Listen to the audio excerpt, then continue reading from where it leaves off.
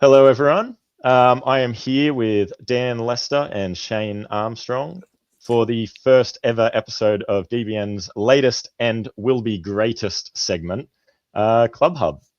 How's it going, Dan? How's it going, Shane? Great to be here. Fantastic, Brandon. I'm so pleased that you chose someone on completely the opposite time zone to you. It was a brilliant idea and made perfect sense. You're welcome. How's it going, Shane? It's just the chaos you're known for, Brandon. Yeah, it's great to be here. Thank you very much. Awesome. What is Club Hub? Club Hub is our latest segment that we'll definitely keep pumping out regularly. With most of the DBN content that comes out, we put a lot of focus on tournaments and the players that win them. We're getting a little bit over the same usual names. So we want to put a little bit of a spotlight on the backbone of this hobby, and that is the face-to-face scenes and the local clubs around the world, because we have a lot of them. There's a few down here in Australia. There's plenty in the UK and Europe and over in America, and we want to go through them club by club and give everyone a little bit of a spotlight moment. Get to know how the clubs are structured, how they function, what their goals are, where they've succeeded, maybe where they've slipped up a little bit and learnt from it. And of course, the most important part, the players and the members of these clubs who come to events and support their locals, and the organisers of those events too, because a lot of effort goes into this sort of thing. And it's just good and encouraging to see how we all do it, and maybe we can learn something. And we all want to make this hobby grow, and this is where it grows from. So and in that we will get to feature some games with some names that you may not have seen on the international scene. And so the first club that is being featured is mine and Shane's club here in Canberra, Australia, the Mandarins. I think we are very proud of this club, and we've done a very nice job sort of running it down here. But Shane, being the representative of this club, we want to get to know a little bit more about Shane Armstrong. What is your history with diplomacy, Shane? I've told this story before to David Hood on Deadline, and there's a longer version you can probably hear, but I'll give it to you fairly short. Kind of discovered the game in high school with a group of friends. I really enjoyed it. It kind of stuck with me. I played a little bit online in the old play by email days, kind of dropped off with work and that sort of stuff, but I ended up coming back to the game a few years ago, all pretty much thanks to a t-shirt. I saw a person wearing a t-shirt that said diplomacy in a cafe I never go to at a time of day I never go get anything from a cafe, and I just was finishing my breakfast and I just went past and said, "Oh, hey, nice shirt." And he said, "Hey, do you like diplomacy?" And I said, "Oh, of course I do." And he said, "Oh, well, my friend over here is the current world champion." Turns out the t-shirt was being worn by Andrew Goff, and the friend was Jamal Bakali. And Jamal was just starting up the Canberra Diplomacy Club.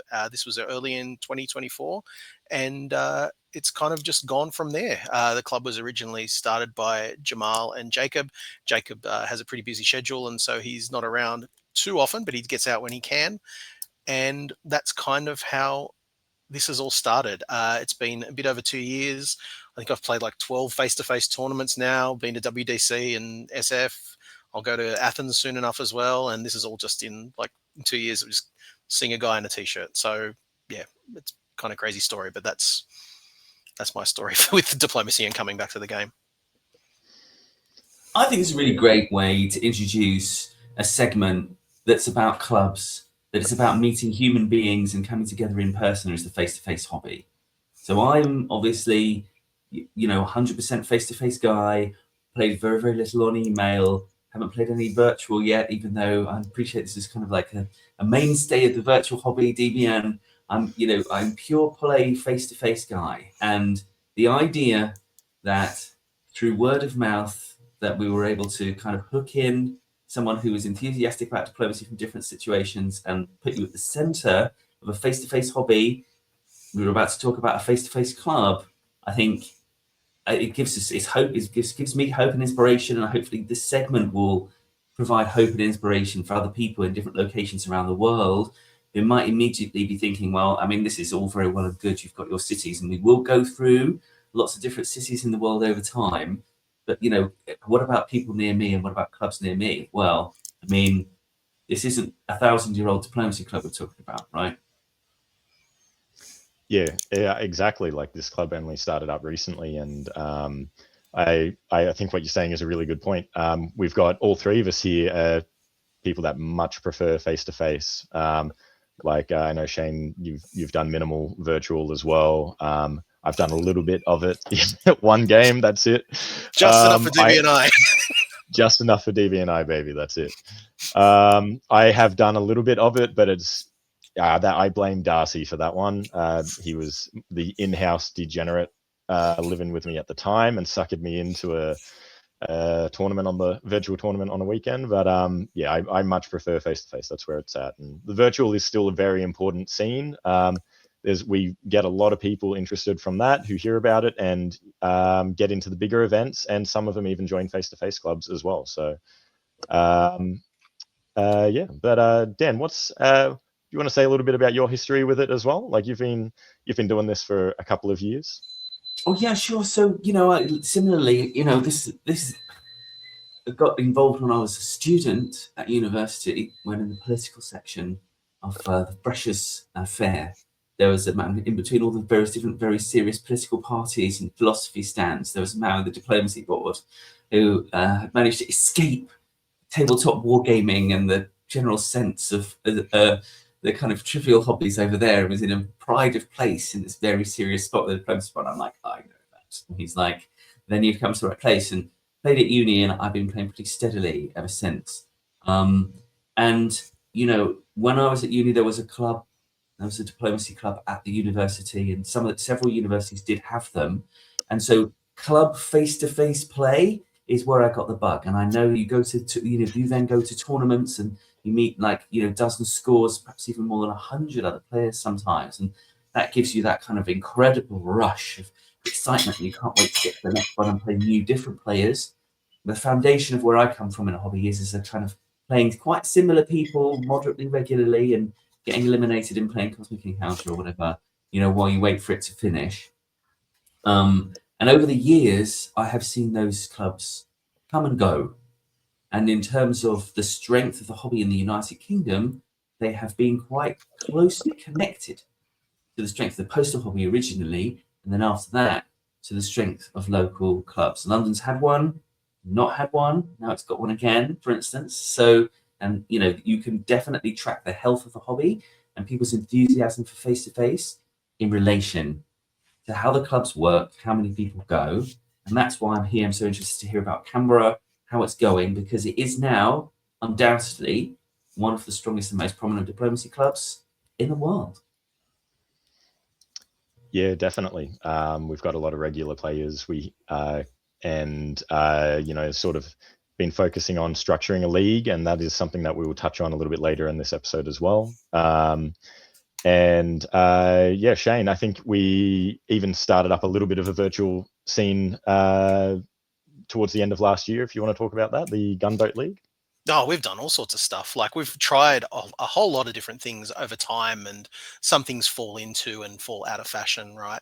Like, the key thing for us, and I think it always will be, is a regular monthly game. I'm always talking about this with people trying to start up clubs and get them going. It's about having your regular monthly game at a certain time in a certain place. People know it's going to be there. You promote it. You get people to come along, they have a good time, they bring their friends, and you just keep on rolling that game once a month. And then if you're getting games outside of that, that's totally a bonus. Initially, there was obviously enough of an appetite to play more than once a month. So we did something for a little while that we called Pub Dip, where we would arrange it on a different day, not a Saturday, to be on a Sunday or something like that, just in a pub. And we'd play diplomacy there. That was done on a bit more of an ad hoc basis. That worked really well. There was still even more demand though, and so we've occasionally, well, not even occasionally, there's been a fair few of these run. We run something called Midweek Madness, which has no schedule at all.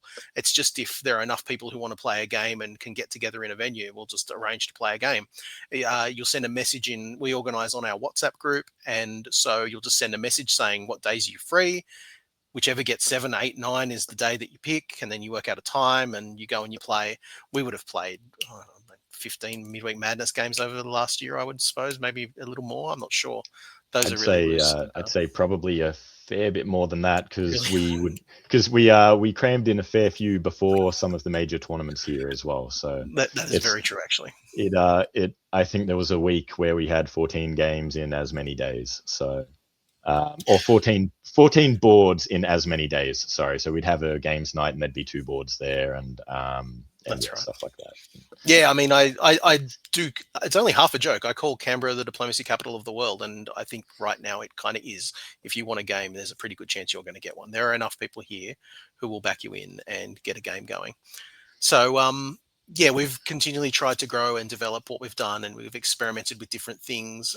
Right now, we're running, it's not really a Canberra thing, it's more broad than that, but I've started running a gunboat league for people who want to play gunboat. The idea is that people who actually know each other from the Australian tournament scene. It's a good, safe environment for younger players as well, because everything is kind of centralized and monitored. So we have some younger players who are still in school who play in that as well. That's a really positive development, and that's giving them more of a chance to learn the tactical side of the game. So that's another thing we're doing, and I think we've pushed through 3 rounds of that now. People are enjoying playing that. The standard of play is really high. So that's been another thing that's just kind of whetting that appetite for people between tournaments. More specifically with Canberra, we've really started to broaden our base in organisation and capacity building. We run 2 tournaments a year now. We started with the Hung Parliament Handicap, which is coming up again in April. But we also are the home of the Australian Open, which is the National Championship of Australia. We run that at the very last tournament of the season.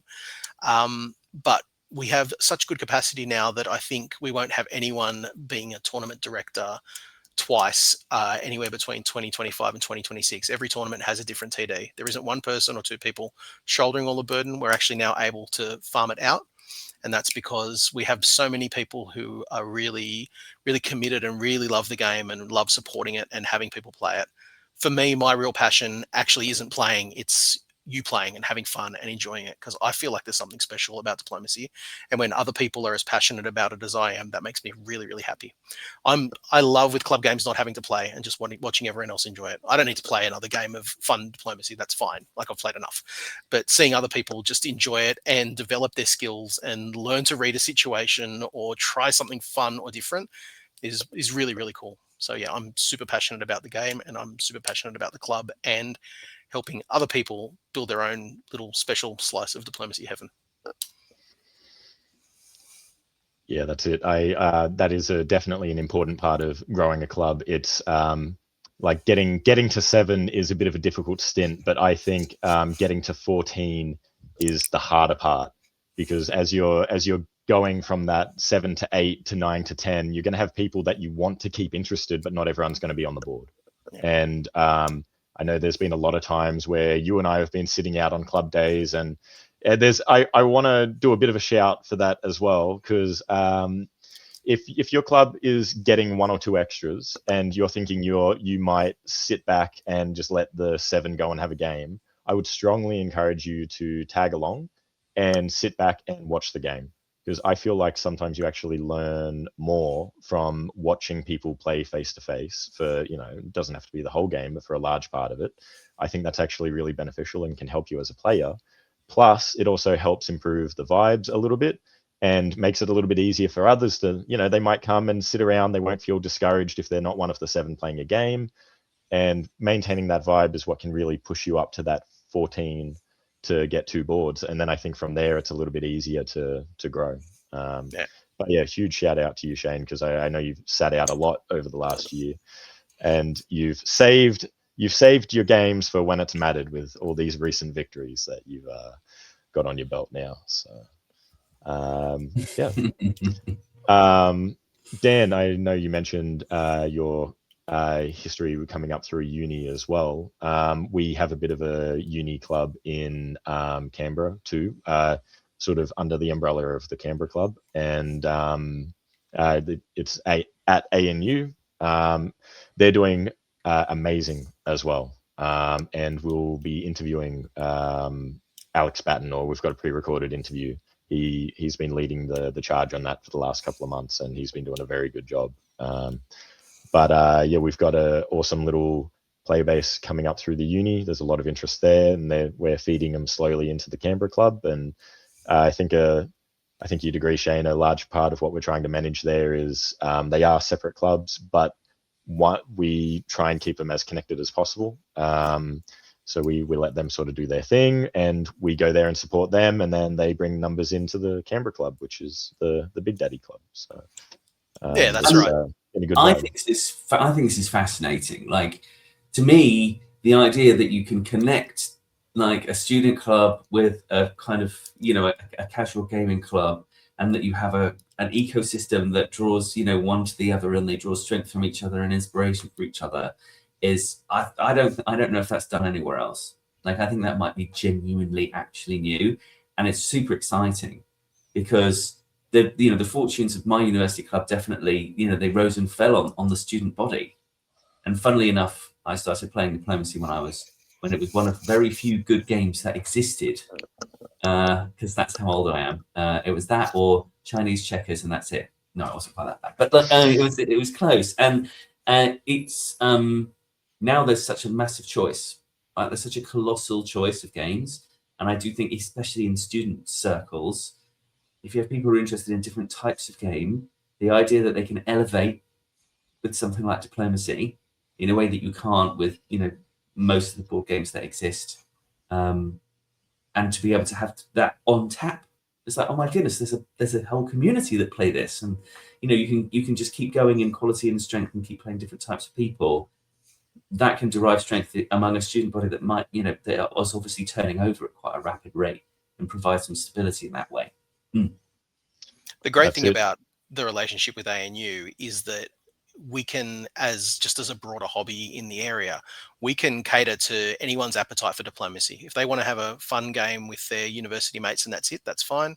If they want to come and try and play like a league game where it's a little more serious, not overly serious, our focus is still fun, they can do that. And if they really fall for it, like people like our blessed Darcy Morris, they can become full degenerates and just get down in the mud with us and play absolutely everywhere all the time.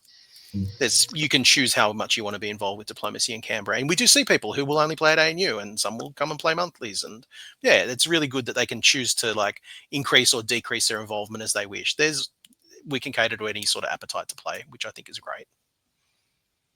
Yeah, and I think for a little bit there, the ANU club was running 2 nights a week as well, and doing a solid job of it. I'm pretty sure there's a little bit ago that I recorded the interview with Alex, but I'm pretty sure he goes into the actual numbers with that, and they're extremely impressive. I think the key part, sort of like you were saying, Dan, about like the integration of the Canberra club and the ANU club, it's just communication. Like making sure, like a lot of the organizers for the Canberra club are on the ANU board and committee as well, and just making sure we're up to date with each other. Like the Canberra club knows when there's ANU events, and ANU knows when there's Canberra club events. And funnily enough, in this hobby, communication is very important. And for the bigger names in the hobby too, like around the world, like it, you know, you may not enjoy coming to a casual game with some newer players or something, or it might be a little bit slow or whatever, but it's actually a lot of fun to get to know these people and watch them learn the game, and don't underestimate star power either. Like someone who can, you know, rock up to an event and be like, oh yeah, I just got back from San Francisco, there was a world championship playing this game that you're playing now, and you know, if you want, you can come along to the next one, you know. Things like that. It sort of makes it bigger for them, makes it more real, and their eyes get pretty big. They see a ladder to climb, and that's what you want to sort of present to them. And yeah, but I think is this the wrong time to ask another question about demographics? We're going to do it later. Go for it. Because go for it. Yeah. We spoke about young people, and obviously, you know, what they can potentially bring as an influx to a local club. But you know, another thing that a club can bring is a kind of you know, a heteroculture. I think, you know, one of the biggest dangers for diplomacy and other, you know, hobbies of this nature is that it can become a kind of white, straight, male monoculture. So, I mean, I know Canberra is not like that. So do you want to talk a little bit about the kind of the diversity aspect and how important that is, especially once you've reached a certain number of players, that people can come and see people like themselves playing this game? For me, seeing how diverse the hobby is now, and it is so much more diverse than it used to be.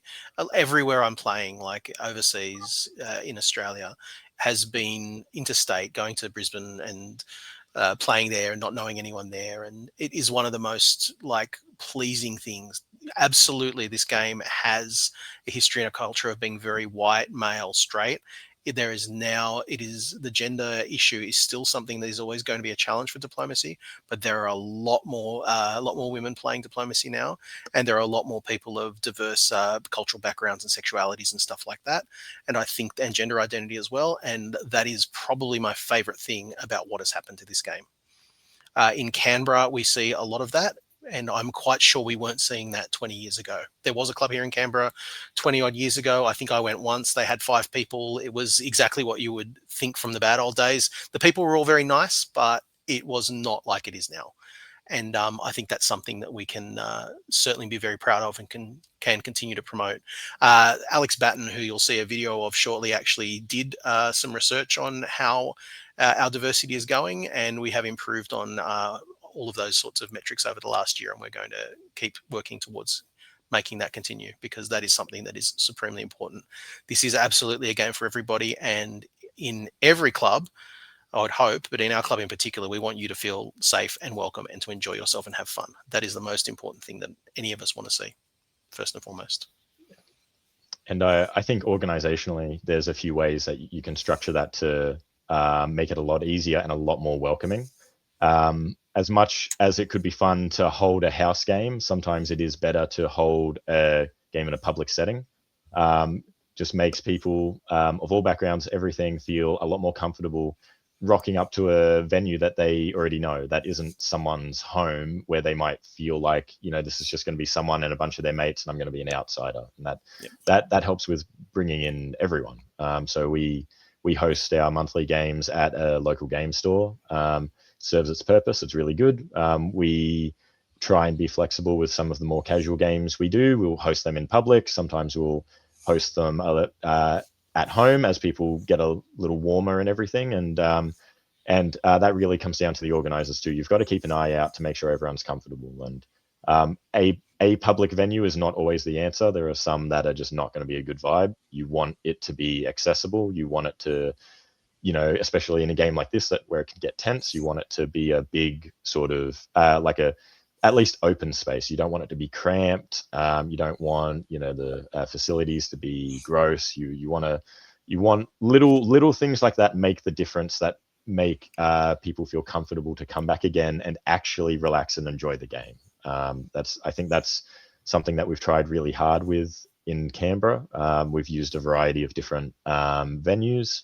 Like Shane sort of mentioned, when we kicked off Midweek Madness, we were hosting that at my house originally because we had our core players. But as we started getting more interest from other people that wanted to play that more intermediate casual play, we found a venue which we ended up calling the Dip Pit, and that was a lot better because it was neutral grounds and people felt comfortable there. And when we had to, we hosted things at the pub or back at the game store just to try and do whatever we could to encourage those couple of people to come. And a lot of those people that felt comfortable are relaxed. They're more welcome to the the home games and everything now, and they're bringing along their friends. So, so I'm going to ask another question, if you don't mind. To keep asking these questions, just people watching this thinking about establishing clubs and logistical issues. How you gravitate from being a person who lives in a place who has occasional or perhaps even regular home games with groups of people that to being able to go to one of these public places. I mean, I live, as you know, in London, where there's almost infinite choice of public places that you could go in theory to play a board game or to have some fun time with your friends. But diplomacy requires quite a lot of space and quite a peculiar way of sort of going about the place and standing around and infringing on potentially other people's personal space. And I think even there's not a lot of board game cafes or these sort of dedicated gaming venues that are set up for that. end up sort of looming over some people who are playing Carcassonne or something, disturbing them. And again, you go to a pub, and how do you navigate the idea that you might be required to buy a certain number of drinks? Or do you have any tips or advice for how to make that step and to feel confident that you can do that?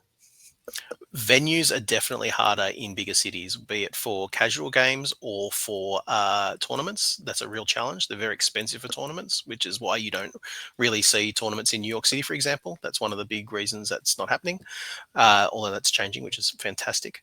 I think you've kind of got to do your research. I think game stores are keen to have people in them because they like people coming through the door. The way we have our arrangement is we have a really good arrangement with our local game store. They charge $5 for everyone to play, $5 each. It's nothing. People go and pay at the beginning of the day. We still get people walking in and going, "Oh, I used to play this," and coming and playing the game and getting engaged. But it does take a lot of work and engagement. The one point I'd really make is when it comes to organizing and getting people along to those first games is always to try and make it as easy as possible to play. Make it easier to play than not. And so venue and a public venue, easy to get to, easy to find, is one of the real keys to help make that more easy than it is. And yeah, London is certainly a lot harder than Canberra. Canberra is very small compared to London. So I think we have some advantages there. But if our relationship with the game store ended tomorrow, we would have to find a new venue, and there would be some work that would have to go into that. And we probably would. We're fortunate in Canberra, there is a central city part that is geographically central to everything else, and you put it there. But if that ceased to exist, then yeah, maybe we have to go out into a satellite suburb, and you start to, reduce the ability of people to get there.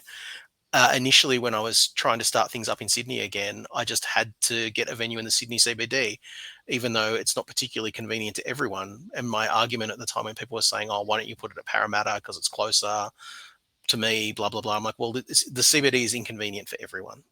And so the point is that you're not favoring one person over another. Everyone has to go into the city sometimes. So yeah, go into the middle of the big city and everyone can suffer a little and can play the game they love. Because will be a disincentive if someone lives in the Sutherland Shire, and these are very specific Sydney references, I apologise, having to go out to Penrith and taking 2 hours to get to somewhere across a gigantic city. It's just, you've got to go and make it as easy as possible. And that takes a lot of work and research. Yeah. And this comes down to the organizers again. You got to be willing to put in that legwork. Being an organizer of a club is not just picking just rocking up to a location, putting a board out, and hoping people turn up. You have to put in the work. If a new player comes along, you have to be friendly, conversational. Just make them feel welcome, make them feel talked to and seen. And even if you've got players that are, locked in, they're always going to want to come to a game. A problem we faced in Canberra a fair bit is Shane and I were the only people with licenses and or cars. And that's sort of a little bit necessary in Canberra. So there's been a lot of games where we have gone out of our way to sort of loop around Canberra and pick people up to get them to a game. And people have been appreciative of that, and we definitely would not have had as many games as we've had without doing stuff like that. And that again just comes down to the organizers. That extra legwork will pay off, and then absolutely you will find people like Darcy who have nothing better to do with their time, and they will slowly take over that role for you. And but put in the work, you will find those people, and it definitely pays off. But yeah. If you have any other questions about the club, feel free to shoot. Otherwise, I might start moving on to the interviews. Beautiful. All right. So this first interview we've got is with Alex Batten, a local Canberra player, as will be the other interview. He sort of has been running the scene at ANU for a little while. I will give a shout out to Tianu Sun and, of course, Darcy Morris for being the other two massive contributors to keeping everything running there. We will watch this interview with Alex, and then we will say nice things about him afterwards. So I will bring him on the stage. I will bring him back. Got Alex Batten here with me, the Batman. So Alex, tell me a little bit about yourself and your history with diplomacy. Easy. So I started playing diplomacy for the first time in February last year. I started a couple of face-to-face games in Canberra, and then went along to my first tournament not long after, being the Hung Parliament Handicap in 2024. Awesome experience, got me absolutely hooked. It's great. Yeah, that's it. Yeah, I think you and I got into diplomacy about a similar time. So yeah, we've been having a lot of fun here in Canberra together since then. Very much. Yeah. So what's your involvement with the Mandarin Club been like? Mandarin Club, I've been getting more and more into organizing, something that I consider to come quite easy to myself. I love playing the game, but I love helping out even more so. So I've been helping to run face-to-face events at our monthly games and helping look here and there with tournament organization. But most of my work's been helping to set up this year a club at the university, ANU, where we've done weekly games from February to October this year. I don't think we missed a single week. Someone else can do the numbers on that, but I'd hazard a guess that we've run more face-to-face games of diplomacy here than anywhere else in the world. Very exhausting, but very rewarding at the same time. Yeah, definitely. Like, I know those numbers are pretty accurate. You know, some weeks you were getting 4 boards, other weeks you were getting 2, but 2 seemed pretty consistent. And I think I remember going over the numbers with you a little bit ago. I think you had around 90 unique players over this year as well. Pretty much. Like, some people would come and go, but definitely we had like a consistent amount of people where we would get 2 boards every single week of this year. Our high point was we ran a couple of times 4 boards in one day. We've also been branching out, doing a bunch of unique face-to-face events like Pub Boat, which has been a bit more low-key, but a very fun event that we get a fair bit of diversity in diplomacy. It's nice and all to play face-to-face games, but get some spice in as well. Yeah, 100%. I know you guys and you yourself help run a lot of the online games that we run here in Canberra as well. Just being a part of advertising them, getting them out there when 1 or 2 end, getting another couple out. And yeah, so what does the future look like for you in the Canberra ANU region? Even more diplomacy, it seems. We got a lot of keen people who are down to be doing like 2 to 3 games of diplomacy a week. That's not going to be the same people at every one, but there's always going to be something to do with diplomacy in Canberra. It really is going to become a diplomacy capital of the world. Yeah, 100%. And no, like it's been awesome having you here. A big part of the club, helping organise everything as well. What do you reckon your favourite part of it has been so far throughout it all? Just getting to play with new people. Like I love board games generally. I have hundreds of board games in my own personal collection, but diplomacy absolutely stands out because of the connections you make. Right? Whether it's new people or the same people, like you really get to enjoy those social connections a lot more than any other board game. So yeah, that's what keeps me going. No, that's it. Makes sense. No, it's been awesome having you here, man. We're gonna throw back to some.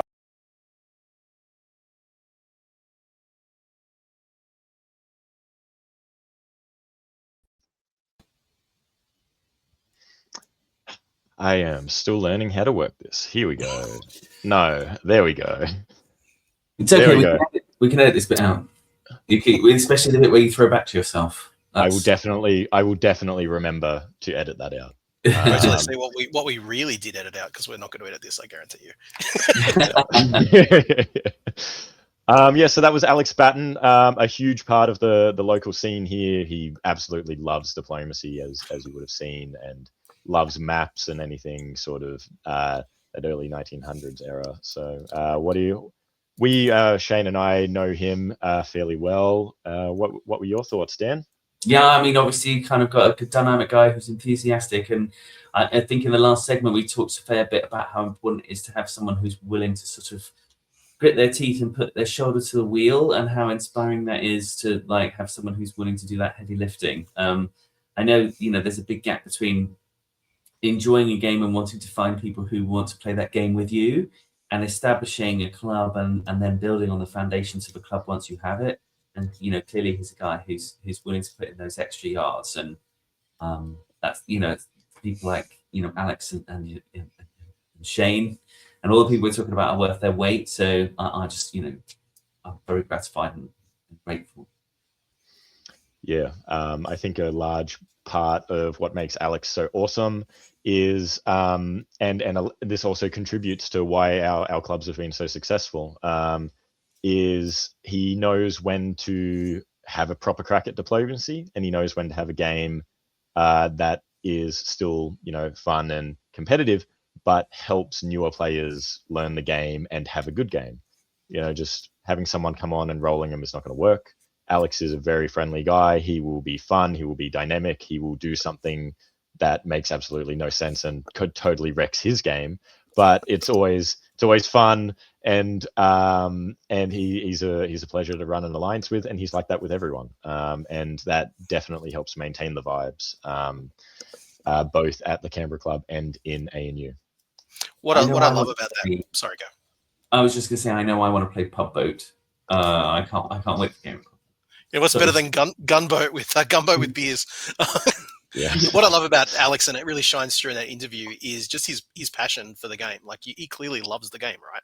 He's just one of those people who's just really, really into it. And he's been a fantastic help in Canberra. He's done really well with ANU, with Darcy being absent as well. And Alex's work rate is just fantastic. He's indefatigable, honestly. He's arranging things left, right, and center and helping out. I mean, he's worked out how to 3D print pieces, all this sort of stuff. So, yeah, he's just going gangbusters at the minute, and he's a really valuable part of the team. And he's an absolute legend. We sort of mentioned it a little bit in the video, but he's an absolute legend at finding ways to get uni grants for the hobby.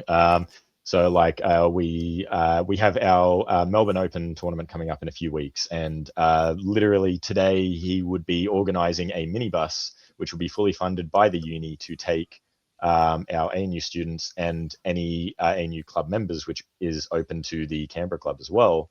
They can all jump on this bus, travel down, and have the expenses covered.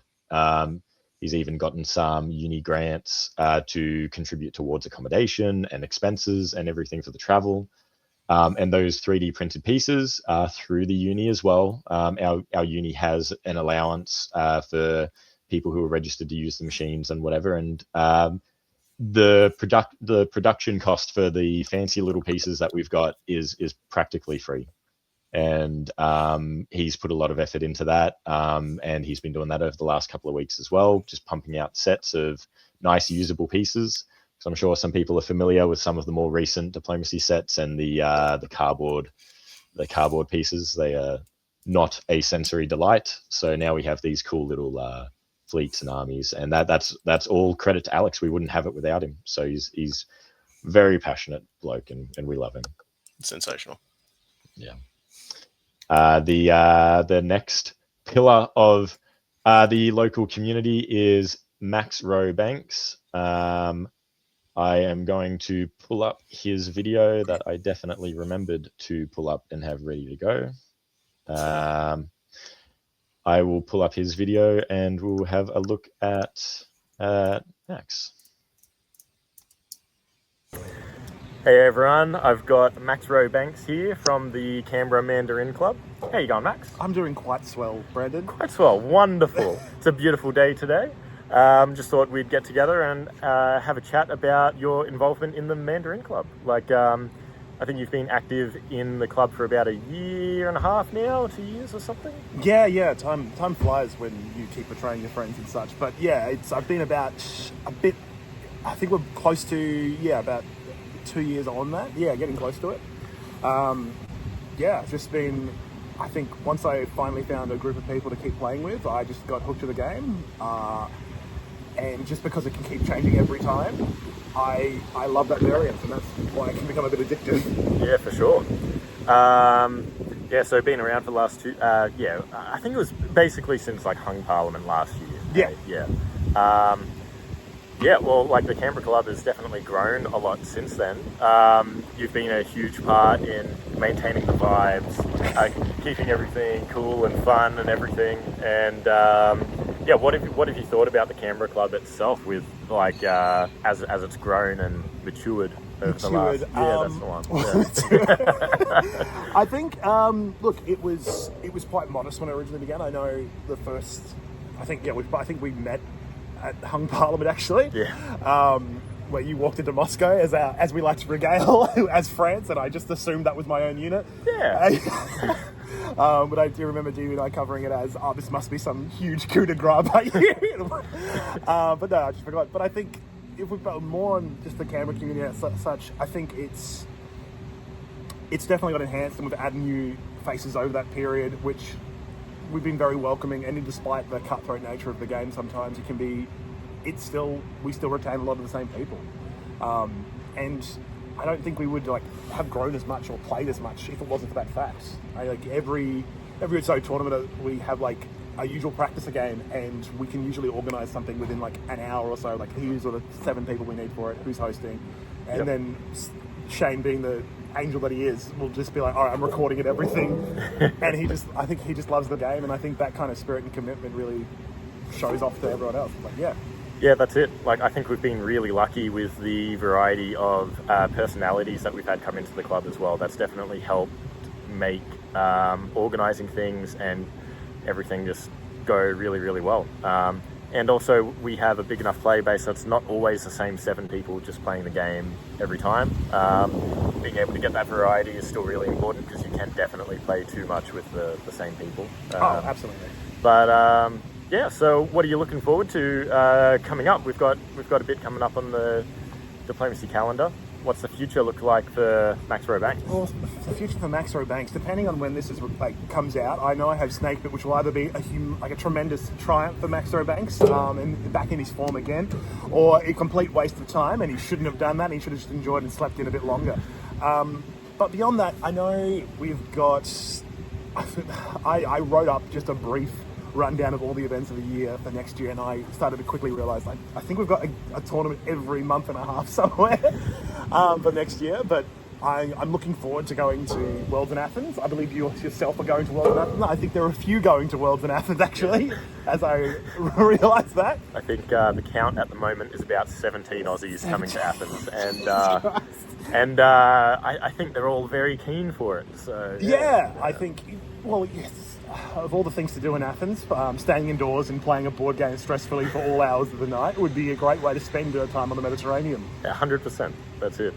All right. Well, just to wrap up, what do you think has been your most standout moment of your time in the Canberra club as it's grown over the last? The most standout. Yeah. What have you liked the most about it all? The most I've liked about it, I think,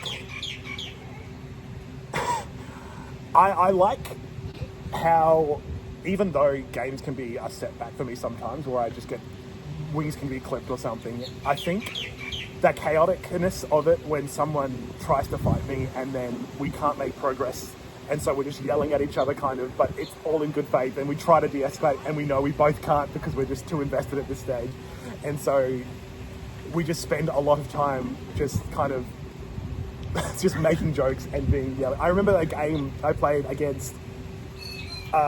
It was a very chaotic East where we had the Beast, Nancy, Darcy, and myself, and I think everyone kept swapping their alliances a bit, and we couldn't really rely on each other, but I think we had 5 fleets on the Black Sea or something. Yeah. And I think that serves no one any good, because no one can really kill each other. But we keep yelling at each other oh, you're the reason we're in this deadlock. And it's a ridiculous blame game that I love so much about it, and I love contributing to that. No, that's wonderful. Yeah, love it when that happens. No, we've definitely been a huge part of the Canberra club, both in forming it and making it run and maintaining the vibes and making sure everyone's having fun. We look forward to plenty more games. I look forward to it, Brandon. I think we're going to share the top board together next week. So, I believe so. Yeah, that'll be great. So looking forward to it. Yep. All right, have a good one. You too, Brandon.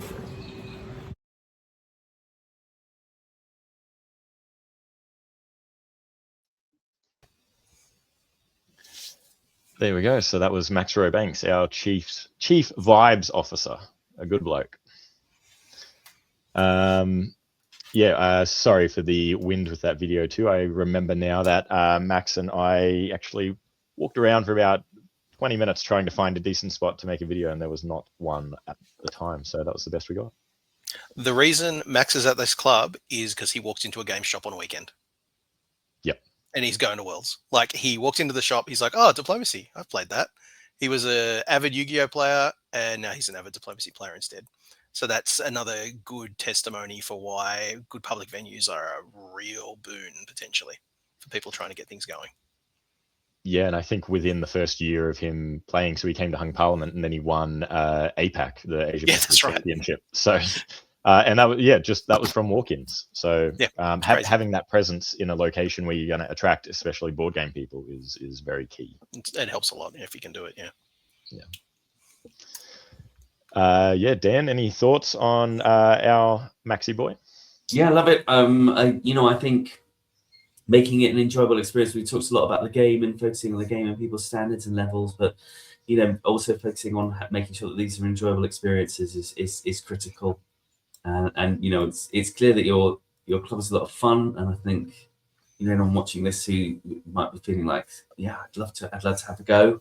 And it's the second thing I would say is, I know that we're focusing on Canberra right now, but we could also briefly focus on the upcoming Athens World Diplomacy Championship.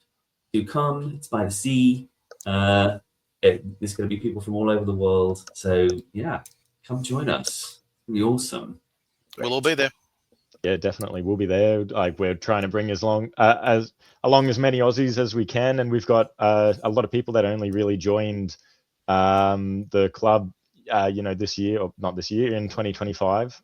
They're coming along too. So 100%, if you can get to Greece, come to Greece for Athens. There's details for that on the diplobn.com website, which there is a tag for that I don't know how to pull up, and I will maybe figure that out later. But yeah, I think one point that Max made in this video as well was backstabber. Another key part of trying to structure a club is, and again, huge credit to Shane for this, bringing a laptop to every monthly game that we did, and where possible, it wasn't always possible to get every game, but because we were running too many boards as well.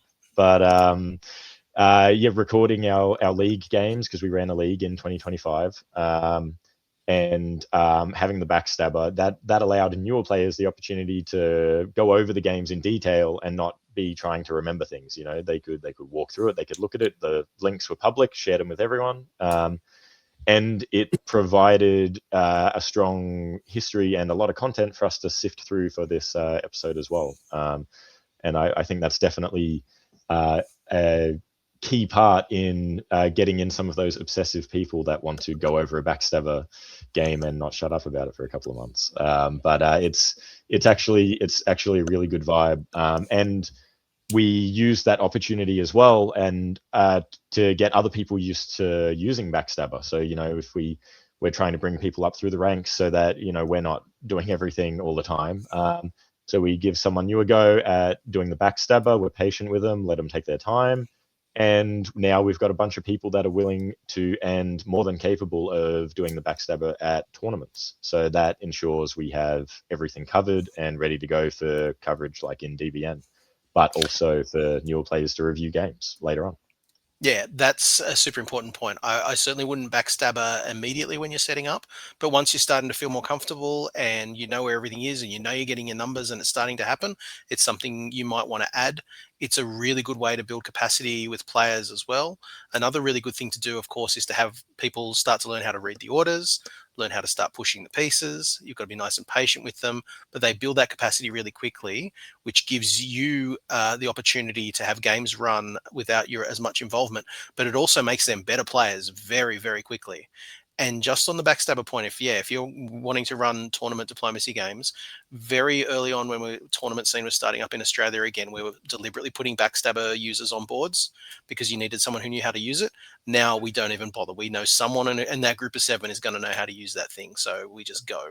And so that's because people have built capacity over time. So that's a great way to make people more comfortable and confident in the game, and also just to improve the capacity of the club to do other things. 100%. Yeah, so I think now we can move on to we picked one game from earlier in our league. I can pull that up and we can have a quick flick through that, and then we will go on to our top board, which we have lots of juicy content prepared for you guys with. But I will add this game to the stage. Can I give you a bit of info on the league, Brendan? Yeah, 100%. Yeah, go for it. So it's the first time we've run a league was in 2025. Over the course of the year, we had 26 unique players over 8 rounds. Quite often we had 2 boards. The structure of the tournament was, because it ultimately is a tournament, your top 4 scores counted and the top 7 would make a top board, which is what we're going to cover tonight. But from an organizing perspective, for us, games for new players will always take precedence. We'll always make sure that new players, if they don't want to play on a competitive board, we will have a fun board and not count it as a league game. That will always be there, and that's always the policy for us to make sure the objective is to build the game. It's not to have a league. The league is a nice to have because we have reasonable numbers.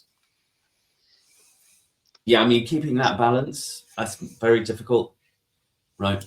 You've got to have, you've got to have enough people, and you've got to try and kind of focus the mind. I think, there are people who play diplomacy for its competitive chops. And if you don't cater for those people, you're also running a risk that you're just a sort of factory for the new players, and that, again, that's still a kind of single experience. And I'm sure that you have players that, will only really want to play competitive, but they will, if there is no competitive game, then they'll be like, okay, great, I'll do this other thing instead, and potentially vice versa. Make numbers, right? Yeah, that's it. Definitely. Experience. That's great. Yeah. Yeah. So this board, I'm assuming it was from round 7, board 2. We have a bunch of players. Shane, if you want to give us a breakdown, maybe skip over the ones that are on the top board, because we know those names, and we'll get into them later. But we've got a couple of other characters there. We sure do. So this board, a little bit of local color that we do is we don't actually have board names until the game is played, because someone is doubtless going to say something funny or vaguely interesting. So this board is actually called, and this was just said during the game, you've got 4 minutes to be worried. We had another one recently. Sometimes it's not a quote. Sometimes it's something that's kind of funny or pivotal. We had a game earlier in the year where a player on a pretty low supply center count vetoed a draw and got eliminated. And so the game became known as the Kieran veto. So we picked this game to enable viewers to see some players they might be a little bit less familiar with. Those people are Alex, Nancy Gin, Roger Yu, and Harry Fulton. We would love to have covered a game that has a guy called Jacob Traeger on it, but there's not enough time for this broadcast. To give you a bit of a run through of people, Harry in Austria attends when he can. He's a good player. He's become a parent recently, though, so that obviously naturally kind of truncates his ability to play, gives him pretty limited opportunities. But when he's on a board, it's always fun. He's really great mates with Max, and I think Harry in the future will find that the game is always going to be here for him if he wants to play it. That was my experience, and talking to older players who've kind of come in and out of the game through time, they all kind of share that kind of experience. We can talk about Max and Alex a little bit later on. Roger is a student at the Australian National University. His likes are being on the top board at Hung Parliament Handicap 2025, and his dislikes are the Venice Trieste adjacency. Roger is fun to have around, but yeah, do not ask Roger about Venice and Trieste. He thinks the game is completely unbalanced and hopeless because of that. He has many thoughts, and honestly, don't ask him. Claire Bradbury. In our WhatsApp community, because that's where we run most of the Canberra Club, his rants on his opinions of things like that in the game were getting interesting, and it accrued a bit of a following. So we actually made a subgroup for him called Roger Yells at Trieste, and I was there for a couple of months, and there was tens of thousands of messages from our dearly beloved Roger being very passionate about the game, and that's what we love too. He may not agree with everything, but he's passionate about it. He gets into it, and he's fun to have on a board. So he's great fun to have around. Yeah. Claire in Italy is fairly well known on the scene now. She's a good diplomacy player. She kind of started coming up last year and has kind of made quite a name for herself. She's doing really well, and she knows more about you and your games than you do. Mm-hmm. Russia is I don't know who this Brandan Austin guy is, some sort of man of mystery. Chilling. In all seriousness, he's a really, really good player, and he's consistently in the running in any tournament he plays. And I suspect he might snaffle one somewhere this year. Yeah, watch him shake his head, but it's true. The last player on the board here, I think we might talk about her a little bit later. Is that right? Yeah. No, Nancy is on our top board, so we will have her interview and we can talk about her later. Great. Without further ado, I will definitely get this technical stuff right. And beautiful. Look at that. I know what I'm doing. I will cycle through this game. We'll cover it fairly quickly because if we're going to focus on a game, we'd rather it be the top board. But Dan, if you see anything that you think is funny, feel free to shout out. This is more about vibes than it is necessarily about tactics. We will provide context about all these lovely players where we can as well, because this is more about them than the actual game itself. So I will push us through. Okay, so straight away, Brandon, you've just elected to go what sort of Silesia? This is not a move that you'll see a lot of times in a very serious game. But I mean, this is the kind of maximum power open north strategy for fun, right? Let's see if it's going to work. Can't wait to find out. You do it to exercise pressure on the north, right?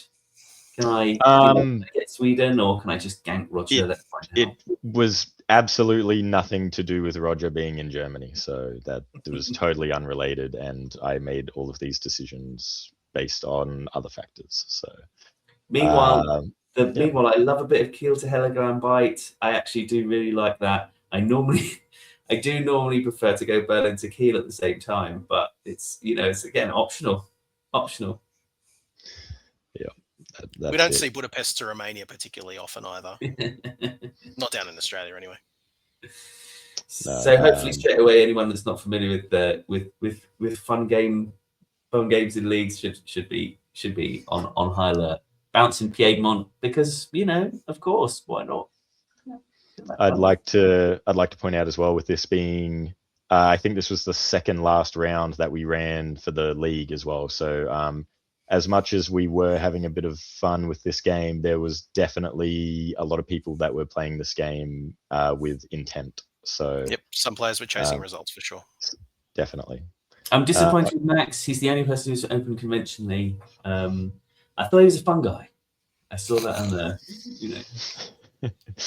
Let's see if he redeemed himself. Here we go. Oh dear. Okay. Lovely bounce in Denmark. That was very enjoyable. Convoy to Armenia fails. That's a shame. That could have worked. That would have been fun. Greece. Yep. Turkish Greece. Good on Nancy. Love a bit of that. Everyone's very happy with an Austrian Romania and a Turkish Greece. Apparently, we're all good with that. That's why not? I think from memory, Romania was actually agreed. I said to Harry, "Do you want to run to Rum, go for Serbia, and go for Greece? Try to get 3." That was my pitch at the time. But yeah, and my pitch to Max was, would it not be funny if you got Norway and bounced Denmark, and I went for Munich? So that was funny. A little bit that happened there. Roger was Alex his head off as he had no builds. Yeah. Alex was delighted to get 3 as well, and have a solid game. So he does love Belgium if he can get it. He does, yes. But yeah, poor old Roger gets the guess wrong as well in Munich, Silesia, Berlin guesses. And I guess that's why you should not move to Heligal and Bite in Spring 01 unless you're supremely confident that's not going to happen. Yeah. I do have to apologize to Roger for this, and I did not know if it was going to pay off. He is extremely tactical. He believes diplomacy is not really always necessary. So with this one, I just said I would go for Munich, and then I said I would go for Berlin, unless I felt like going for Munich, and I just sort of let him stew on the tactics. So I like the convoy to Sweden too. That's cute. yeah, just get that in there. That was all right. So I will try and push this through. There we go. Brandan, you waved. Yeah, it's chilling, Brandan man. waved, Alex waved, and Nancy waved. 3 waves. Love and that. an army Liverpool as well. Yeah. Yeah, So great. good vibes. Yeah, we don't mind a wave down here. Well, I mean, 2 armies is pretty clear, isn't it, out of France? That's it. What do you think of Spring 02? Well, I'm enjoying it. I mean, Italy is desperate. Claire's desperate to get to Armenia. It's the first thing, you know. Like, where is my convoy? Come on, guys. Italian fleet in Adriatic, not extra friendly under the circumstances. In the north, everybody loves Brandan. I see that Roger does not bear a grudge. Not a grudge-bearing guy.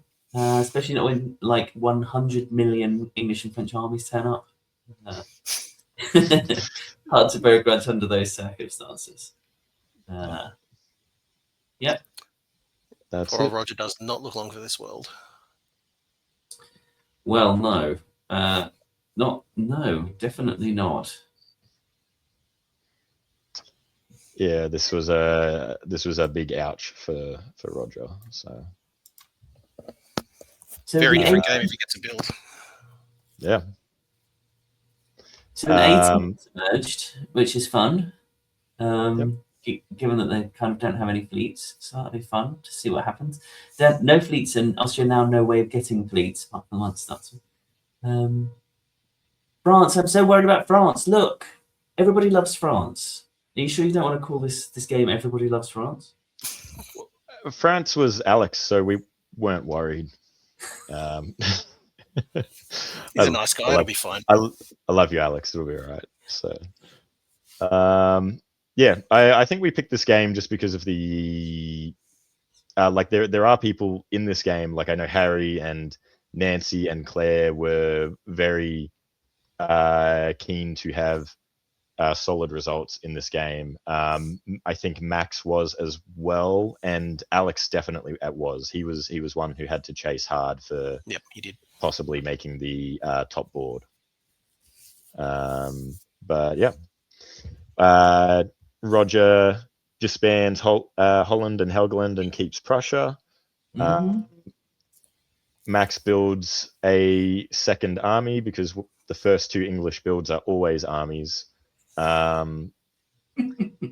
Alex slaps down a fleet Marseille, and Turkey gets a build. Poor old Russia has 2 builds, but can only build 1. Oh no, sorry, built 2. Don't mind me. I don't know what I'm saying. And yeah, this turn hurt for Harry. He went down down hard, which was a bit rough. But do you know if Trieste was alone here, or was it? No, it was supported. It was supported in. So okay. Because the build might have suggested otherwise, but yeah. I'm interested in Fleet Rome as a build. That's what I mean. It smells more loany to me to go and fight the French. Yeah. It might have been, but I don't think so from memory. Because in this as well, it's just full send to the west for Ridley now. But anyway, we'll see. But that's all right because Alex is chilling. He's just holding. Yeah, a couple of fun things. I'm trying to remember a bit of the dynamic of this board, and I think I had a conversation with Max saying, "Hey, let's do a weird split of Scandinavia. You just build armies. I'm never a threat to you, and we try and put ourselves in a position where we can support you into German centers." So, I think that was our plan. We wanted Alex to extend a little bit, and then just push in like that. There's a lot of armies around Germany already. Yeah, it hurts. Nancy pushing on Serbia too. Yep. Yeah, Nancy looks in great shape. Loving that. Oh, and then out again. That's it. Yeah, the AT is still holding, which is super. Good trust from Harry, letting it happen, and he's going to build twice, I believe. That he is, yes. Woohoo! There you go. It's not as bad as it looked. So the Russians would rather the Austrians had Warsaw, and also then you get snuck up on Moscow. So in fact, correct me if I'm wrong, Harry is not only going to build, but he's got 3 builds and only 2 places to put them. I think you'll have 3 places. Oh, sorry, yeah, 2 places. Serbia's not a thing. I definitely don't make that mistake all the time. There we go. 2 armies plus 2. And I was down to 1, I believe. That's amazing. No, down to 2. Down to 2. That's right. That is amazing. It's a great collapse, Brandon. Very impressive. Thank Fancy you. waves I'm again too. very proud of that one. How to get attacked by everyone at the same time. Yeah, that's it. I think at this point, Max and Alex had sort of turned on me a little bit. Max was like, I'm going to go for Sweden. He was worried about Alex. And I think I said, if you take Sweden or give me grief, I will toss some dots to Harry to give you a hard time. And he's like, you won't do that. So that I did. I am getting some Ditcast notifications that are stopping me from moving forward. There we go. And there is Spring 04. I think the AT are working totally fine with Claire as well in Italy. Check out that arc of bounces around Italy. There's like basically a circle of bounces around Italy and Austria.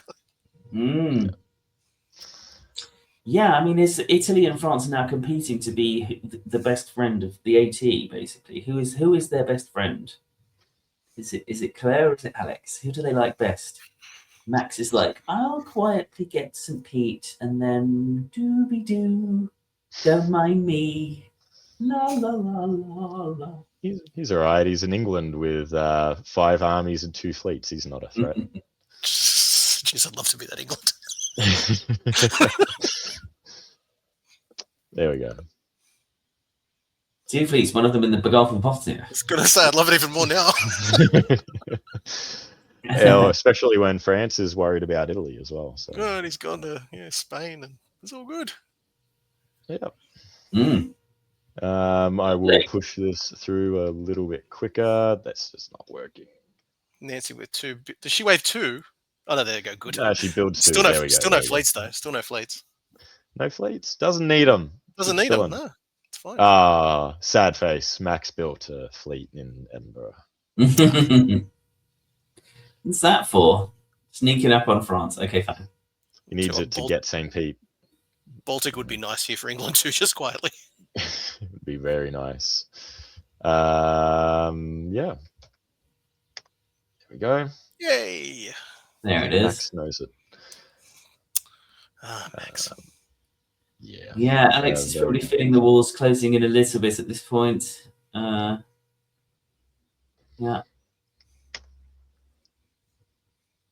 Oh, that looks like an Austrian stab to me.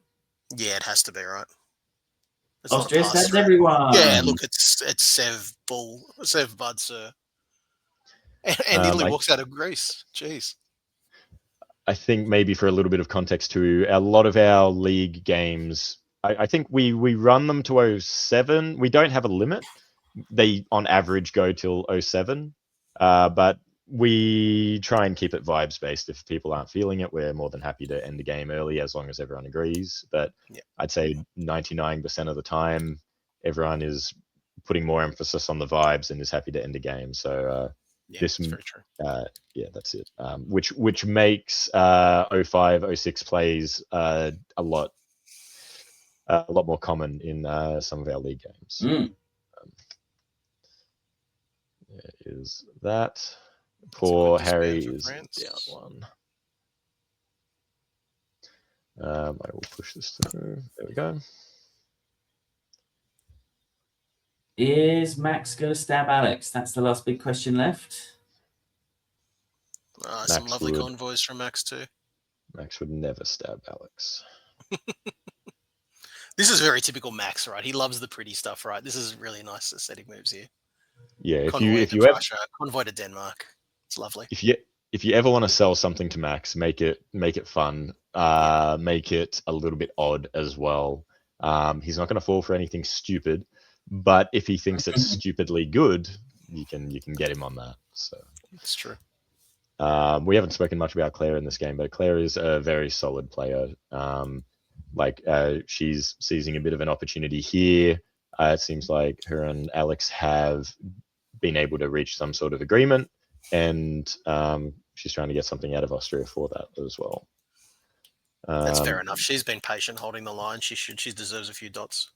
Yeah, definitely. Now that Austria's not viable. Yeah, Harry may disagree, but definitely, yeah. So, Brandan is dead, but we don't care about him. That's fine. Rip. There is an attempt to get to Ankh from Max. I think we had joked about getting him over there, but that's a joke that happens a lot and rarely happens. Well, they can line that up if they really want to make it happen. Oh, not to Ankh, I guess. I guess there was a Bangkok game recently where the very talented England player was able to get down to Sev, so that was not bad. Yeah, through to here, and we're in 07. Max is Fun making game. This very dynamic.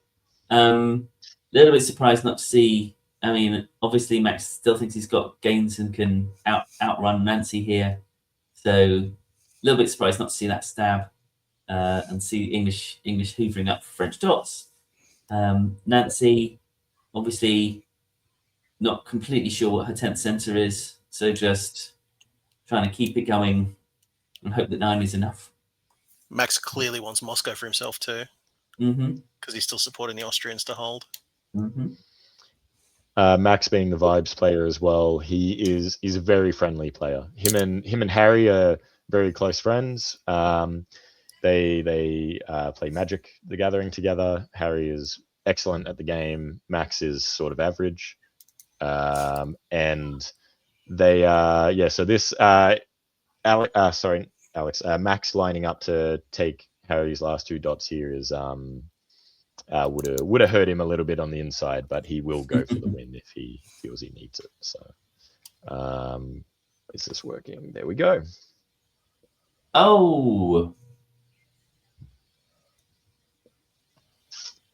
A couple of bounces between Alex and Max because there's no need to upset anyone there.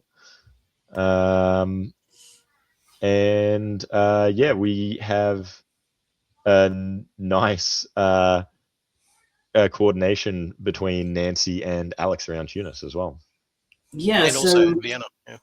And Vienna, yeah. So they've given each other one each, knowing that there's a good chance that Max is going to get to 10. So Nancy and Alex have said, well, we can have 10 as well. We'll all have 10.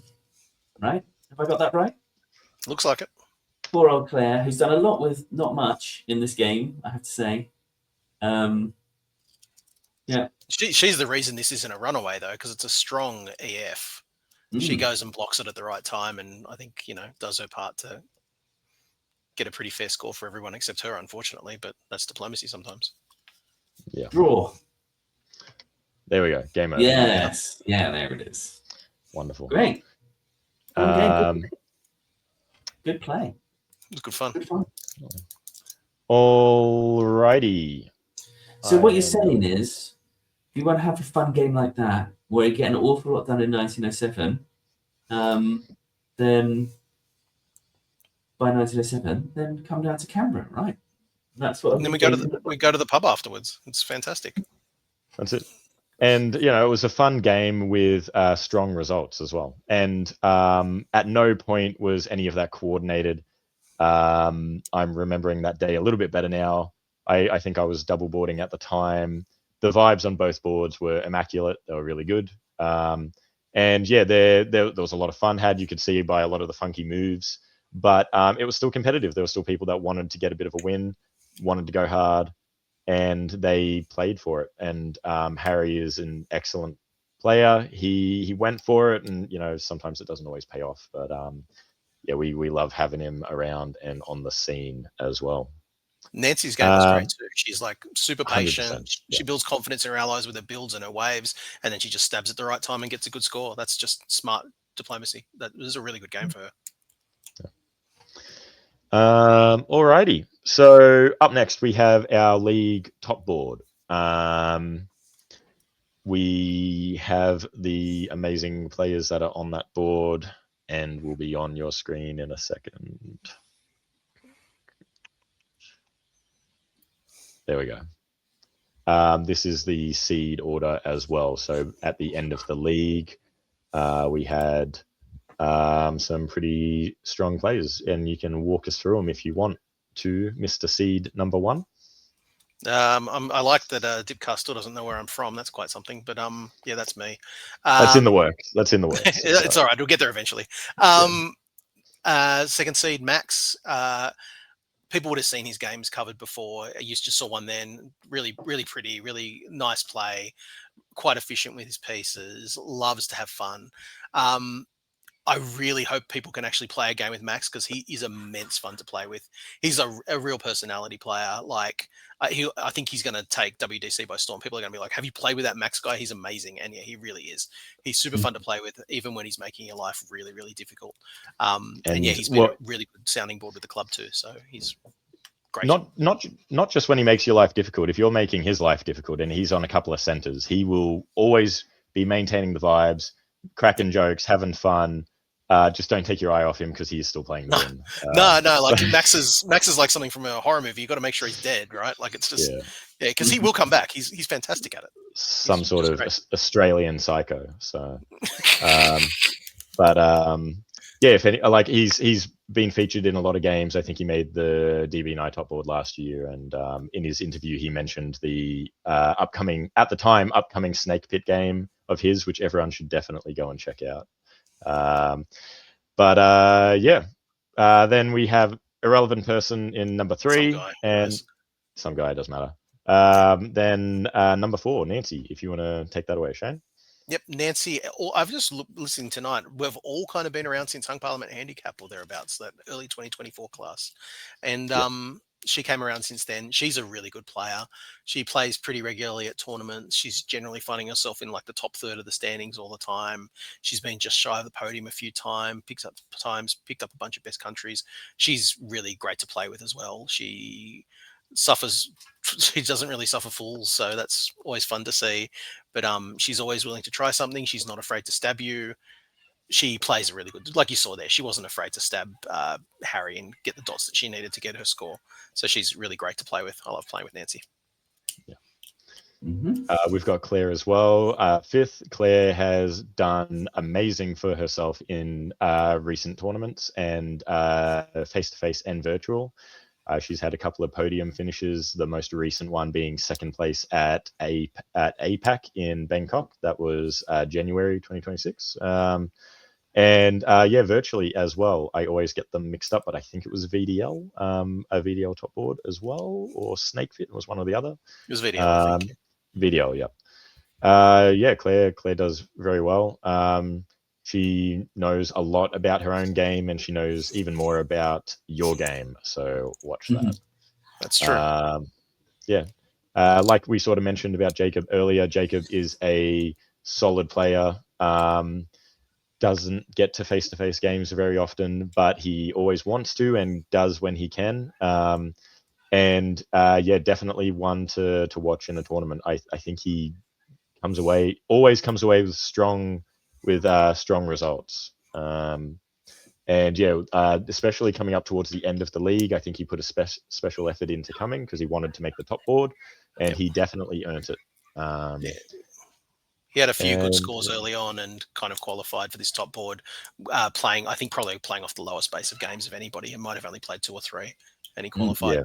So yeah, he's a very good player. With our league as well, because obviously we played a lot of boards. I think it was the top 3 scores. Your top 3 score, top 4 scores. Wow. Okay, crazy. Don't listen to me. Then scraping in at the last minute, we have Alex. I think that was in the last league game of the year. Correct me if I'm wrong, Shane, but I think he got in by like only 1 point over another player. And yeah, he just eked in there with enough of a result, I think, on the last day. I think the board we just saw was the second last round, but yeah, he got just enough score to get himself in to the top board. So that was great. Yeah, and he's a lot of fun. So when we saw who our top 7 were, we were looking forward to this game. Yeah. Alex is a really unpredictable player. His name's Alex Batten. We call him the Batman. But we eventually came to the agreement, everybody, that he's actually Harvey Dent, because you just don't know what you're going to get from him. It's a coin flip whether you're getting Alex playing normally or Alex doing some crazy stuff. So yeah, you just don't know. It's fantastic. But yeah, once he gets his game going, look out, as you saw on that board that just finished up there too. Yeah, definitely. He is the Australian Batman. Tons of fun to play with.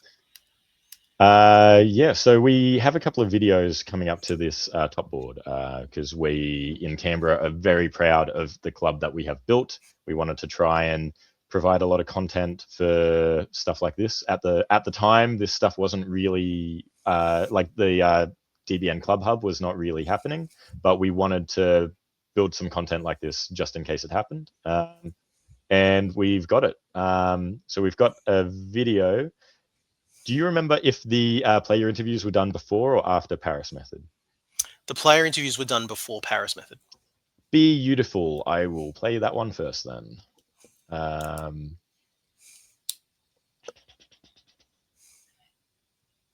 That would be the pre-game one, I believe. Alrighty, I am going to add this video in. It's just a brief little intro to each of the players. They can say what they want about themselves because we've already said enough about them. And then we will move on to the Paris Method. Yourself. I'm Jacob. I'm a pastor in Canberra. I've been playing diplomacy for... Do you want to know my diplomacy background? Probably you do. All of it, yeah. I played diplomacy a little bit when I was like a teenager because that was the kind of kid I was, I guess. And then hadn't for years until Jamal Blakali was wanting to prepare for something called the World Diplomacy Championship in Bangkok. And so we got a board of 7 people together at my place and gave him a prep game, and he went all right, I think. Set him up okay, and then he came back from that all enthusiastic, started the Canberra Diplomacy Club, and here we are. So that's kind of my diplomacy journey the last couple of years. How do you like to play? I think Claire can probably tell you more about my play style than I can, I suspect. Slowly, I guess. Kind of maybe trying to be too much like Goffey and see what other people do and let other people get themselves into whatever positions they get and then respond to that rather than being too active or too racy. But I don't know how well I actually go at that. You can look at the board afterwards and tell me my play style from that. And if it's not going to be you today, who do you think will win?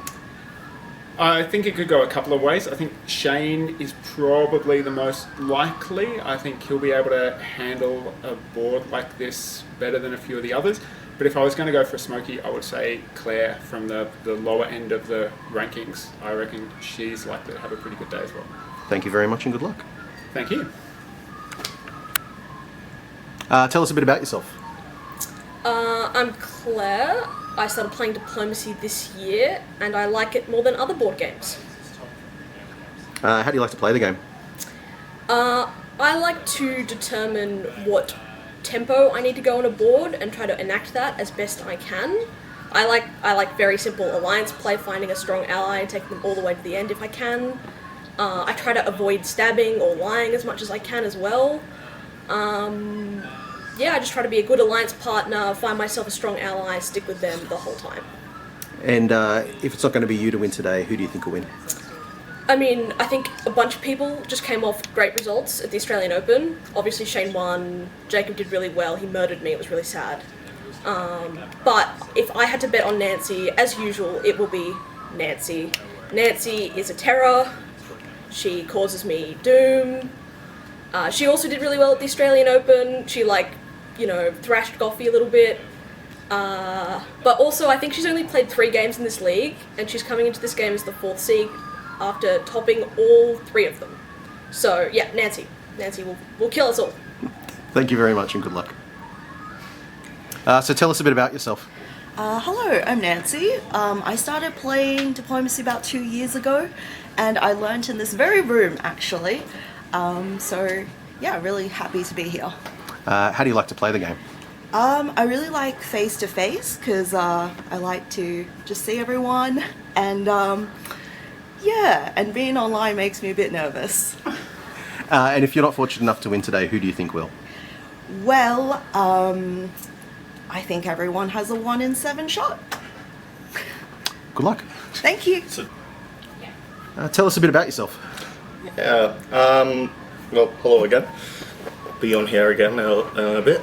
My name's Alex. I'm a third year student at the ANU. Started playing Diplomacy, 3 years ago.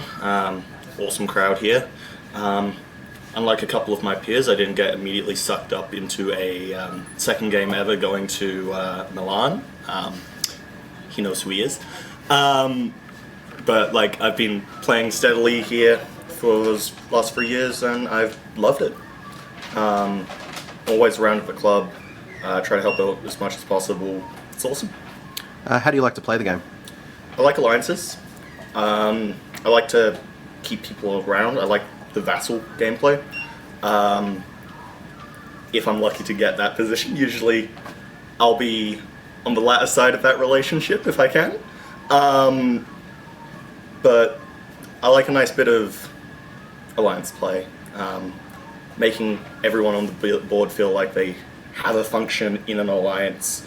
Even if they're only on 2 centers, you're doing something that works here. It makes the game so much more fun when everyone's found that purpose and they're not just kicking themselves over, oh, I'm about to die, I just can see it on the walls.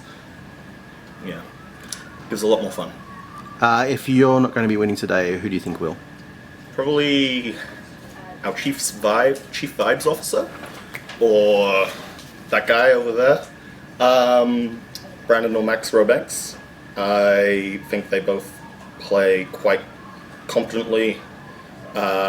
We've seen this throughout the last 3 years, and both of them have been working quite well on their relationships, so they've got a fair bit of room to maneuver. Thank you very much and good luck. Beautiful, thanks. So tell us a bit about yourself. My name's Max Banks. I'm an Ingayaruman from Tasmania. I like long walks on the beach. I have been involved with the Canberra Club for about coming up to 2 years now. And yeah, I generally like having fun in this game and doing kind of cool stuff, I guess. I'm trying to think of anything further. Yeah. I'm trying to think further. How do you like to play the game? I like to do funky stuff, but also I remember there was a way Ed Sullivan described my gameplay as hyper-aggressive sometimes. And if I have someone by my side that hits someone, I will gladly just smash into them like a tide. That's a lot of fun for me. And if you're not going to be fortunate enough to win today, who do you think will? Well, there's at least 6 choices here, but if I had to bet, I'd either put it up to whoever's not going to get any pressure, so it's probably going to be Shane, or it's probably going to be... yeah, it's probably going to be Shane. Thanks very much and good luck. Hi Shane, tell us a bit about yourself. I'm Shane Armstrong. I've been playing Diplomacy again seriously for 2 years now. Before that I had a bit of a break from the game, used to play a lot of kind of play by email and stuff, but I'm really loving being back in face-to-face Diplomacy. Wonderful. How do you like to play? To form good, strong alliances, which is something you've probably heard a few times already, given everyone else's interviews, and to make sure that my side of the board wins the game. If I'm fortunate enough to have the top on that, I'm delighted, and if it's my allies, I'm very happy as well. Wonderful. So if it's not you, then who do you think will win today? Max is always the one to watch out for on any board because he is a fantastic player, and while Brandon might say he's just chilling, I know when he's not. That was unnecessary. All right, thanks, Shane. Tell us a bit about yourself. I'm here and I'm present and I'm ready to go. How do you like to play the game? Quickly. And if it's not going to be you who wins today, who will it be? I don't know. I'll probably have to roll the dice on that one. Thanks very much. You're welcome.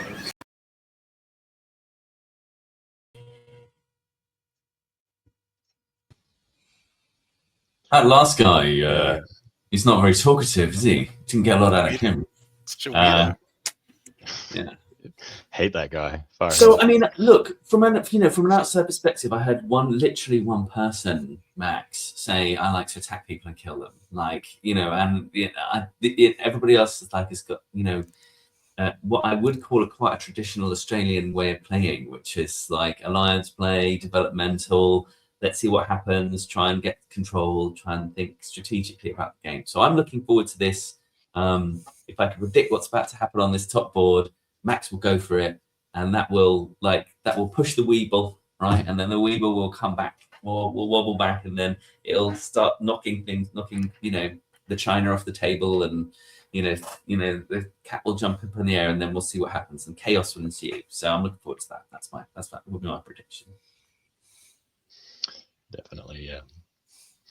No, I think everyone was very excited coming into this game. Something I want to say that I just took a quick note of while we were watching those interviews as well is I think an important thing that a lot of leagues and everything should take note of is once we had our top 7, they were all players that earned it.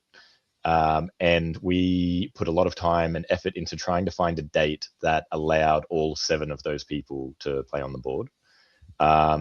If you grind, put the effort in, and you make the top 7, and then 6 people can make a date and you're the odd one out, and the organizers just go, "Oh, sorry, mate, we'll just get the next person in that can do that date." That hurts, that cuts. It's not a good vibe, and that can scare people away. So we put a fair bit of time and effort into trying to find a date, which is hard to do, especially when a lot of us don't have a lot of availability on the weekends. And I think Claire cancelled work. I think Jacob skipped what he normally does, and a few of us made a few changes to try and accommodate everyone. And that was again just the awesome vibes that we have here in Canberra. Everyone was a team player. We worked together to try and make a date that worked for everyone, and we didn't want anyone to be excluded. So we put a fair bit of effort into that. But I think it's as Shane and I are organizing most of this stuff, it's hard to just get involved in the game. As we were talking about and making these videos, we're sort of keeping an eye on everyone, seeing who's nervous, seeing who's pumped, and who's just wanting to get into it. And it was a lot of fun leading up to it. I think our next video is the Paris method and power selection. I am gonna pull that one up, and we will watch that. This one's a bit quicker.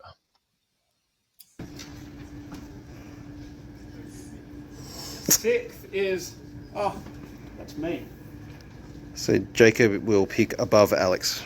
Fifth is Claire. Claire will pick above them both. Fourth is Nancy. Third is Brandon.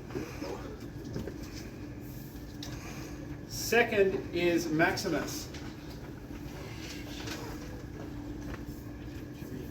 And first is Shane Armstrong.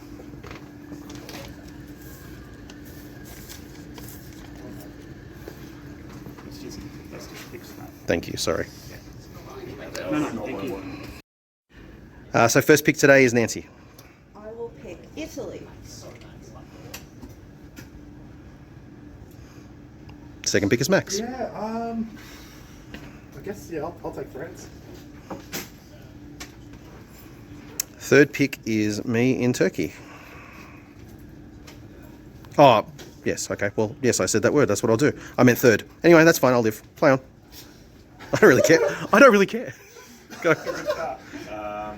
I'll take it. I'll take England. Next is Claire in fifth. We've got Austria, Germany, or Russia. It's like the best selection ever. All my favourites. You're correct, either way. What do you want, Alex? You're the Paul. Next is Jacob.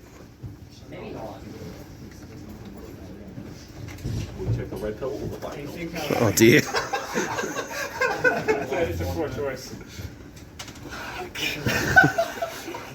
Sehr gut, Batman. I was saying I should come with all my German paraphernalia, waving the flag and lederhosen, because I knew I was going to get Germany. Good luck, everyone. All right. Shane, did you accidentally pick Turkey? I did, yeah. I did. I got flustered.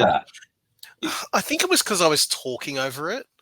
And so then I must have just I just must have screwed with my brain. In my brain, because you can see there's this gap and he puts the piece down and then I'm like, oh God, I just picked Turkey.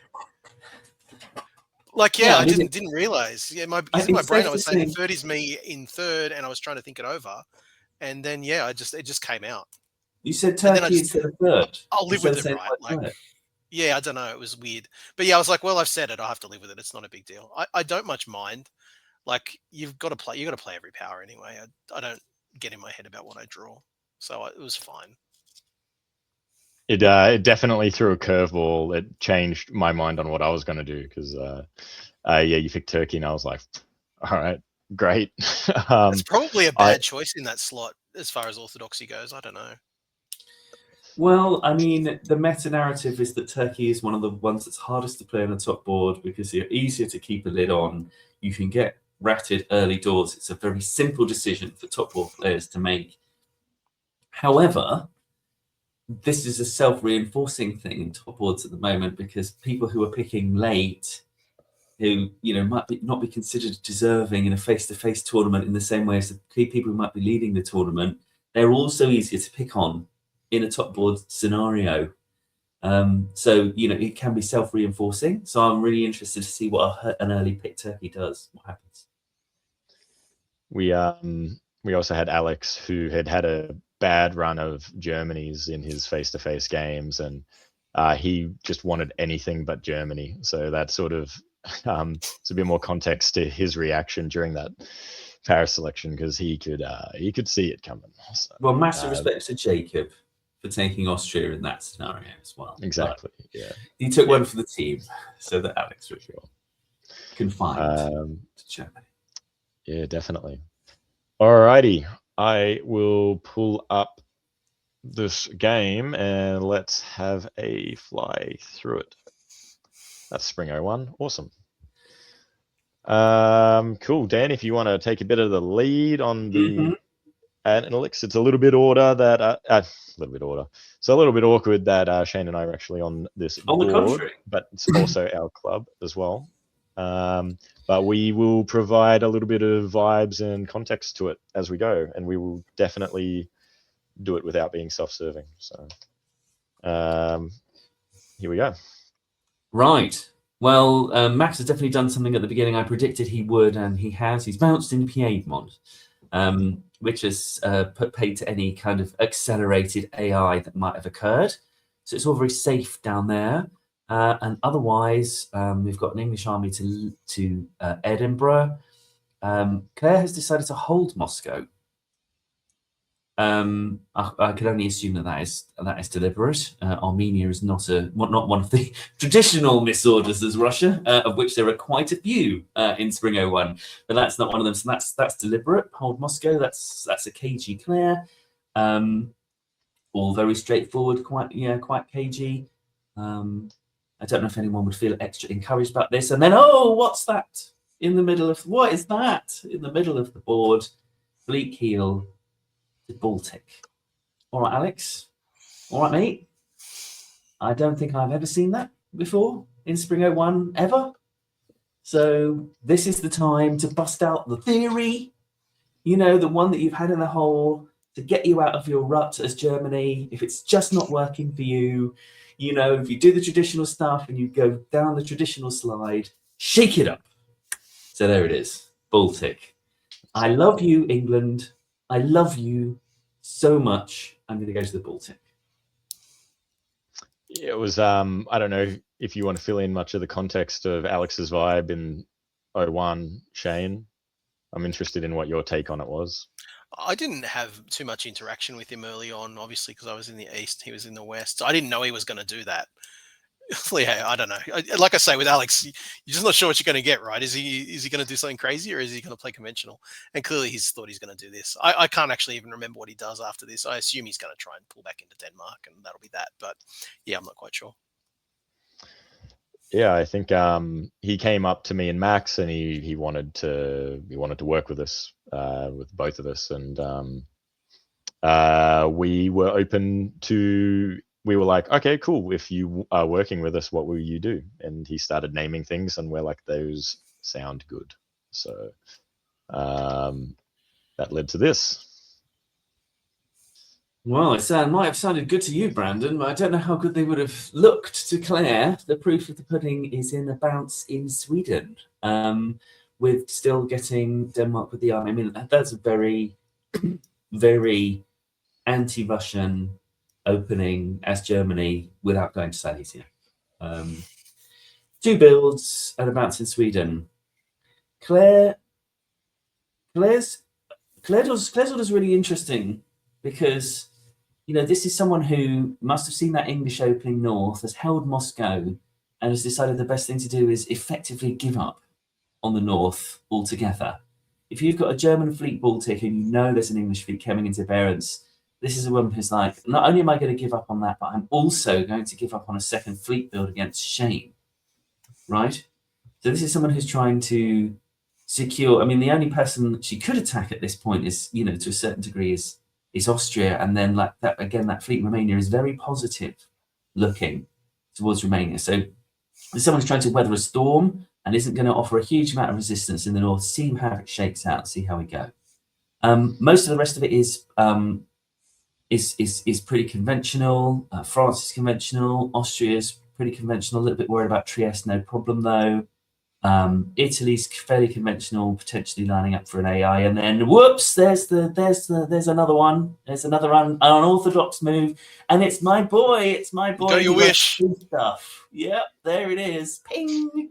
I'm gonna go to the Western Med. I'm gonna build 2. I'm gonna keep Portugal in pocket because that third build is France. You quite often wave it anyway, don't you? You've got it. You get it just to wave it. So I'm just gonna keep Portugal in pocket, pop into the Western Med.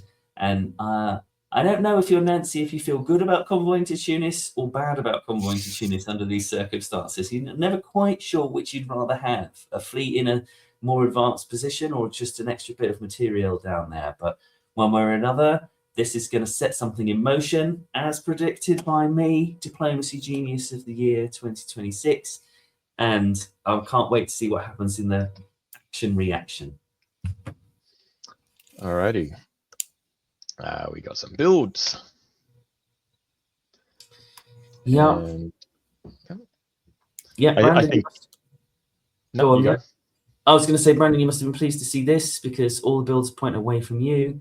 Claire's popped on St. Petersburg. You know, just she's not going to give it up completely right away, but it's not looking great because on goes that Turkish fleet. So you've got to think twice about it. And you know, I'm sure Shane, you're not going to have no intentions of using it against Russia whatsoever at any point. Certainly not now or ever.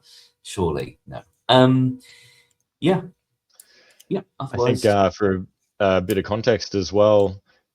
Referring back to the Paris method, when Italy was taken by Nancy, she's a strong player. When Max took France and then Shane took Turkey, they were the 3 that I was keeping my eye on the most when it came to the Paris selection.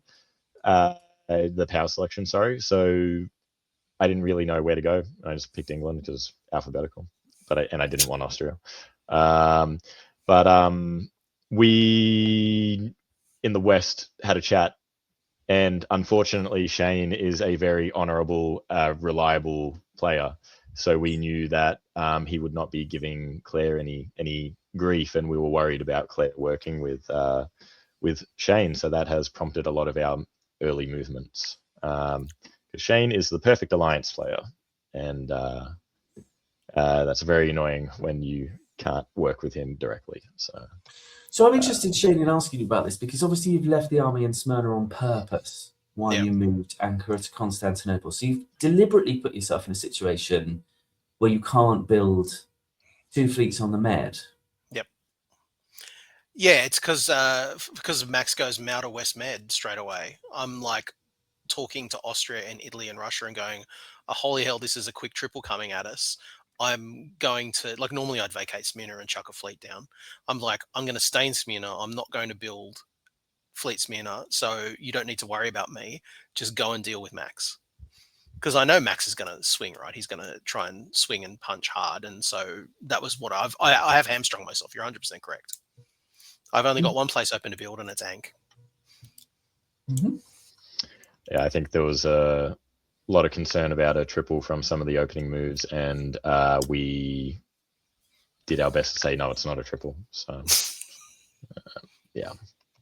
Barons and West Med, though, jeez. Yeah, there we go. Spring. So top board triples are fine as far as they go, but ultimately top boards aren't like normal games of diplomacy. There can really only be one winner. And I thought it was interesting at the beginning to hear Shane talk about, I want the winner to come from my side of the board. So I think that's, you said that in the pre-interview, Shane, and I think that's, that's what the triple is about at this moment, right? It's an early decision that, well, might as well get it from 7 down to 3 or possibly 4, and then figure it out after that. So everybody's now focusing on making sure that their bit of the in the East is making sure that their bit that's under pressure from the triple isn't the bit that falls apart first. And obviously Claire looks like the person who's in most danger. I think it's interesting that Germany's taken Sweden. Is that right from a triple point of view? Is that how you normally do it? You guys are triple experts. We'll trade dots a lot here. Like, there's a lot of things not happening in the right way, and it gets fixed later. I can't remember what happens here. I haven't reviewed this game before viewing it now. Well, one of the things that's not happening in the right way is that Denmark should be going to Prussia or Livonia, and Berlin should be going to Silesia, and Munich should be going to Bohemia. So this is definitely a sort of pump the brakes from Germany, who traditionally is the more vulnerable partner. Yeah, that would be my general observation. Definitely. All right. Yeah. So focusing on taking Russia out of the equation is fine. Some fairly straightforward, please blow up my fleet, is that out of Claire? Or no, please blow up my fleet and go to Armenia? Probably not. Probably not. I think it was a blow up. Yeah. Have you been naughty here? I mean, going to Armenia seems like might be naughty.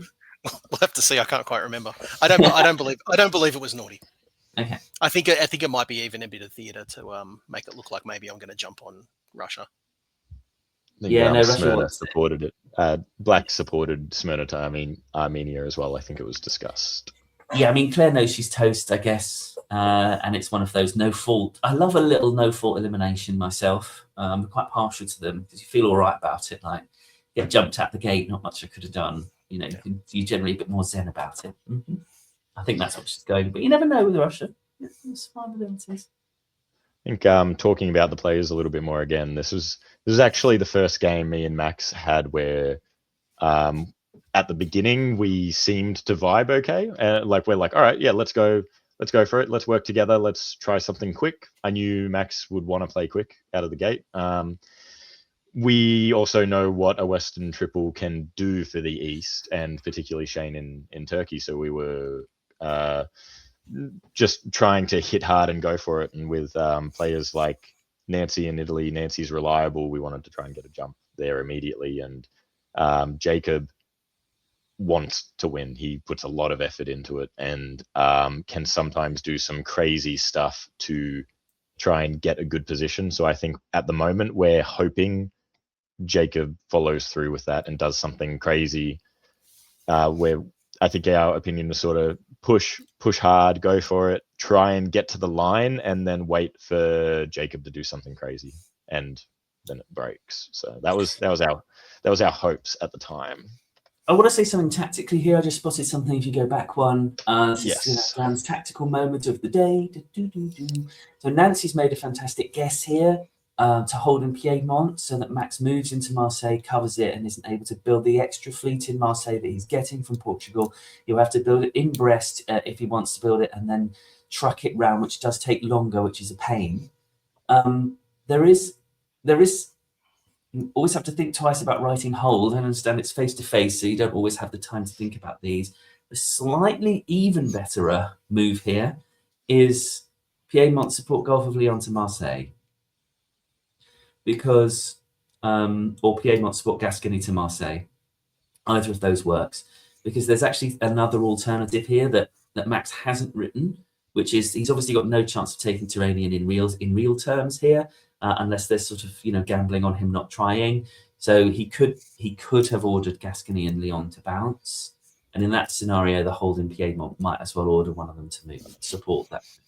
Yeah, but what I really meant to say was great guess by Nancy, and that's a year. I mean, that guess on its own has won her a year of progress for the West in its entirety. So well done. There we go. We have one Russian disband, only builds in the West.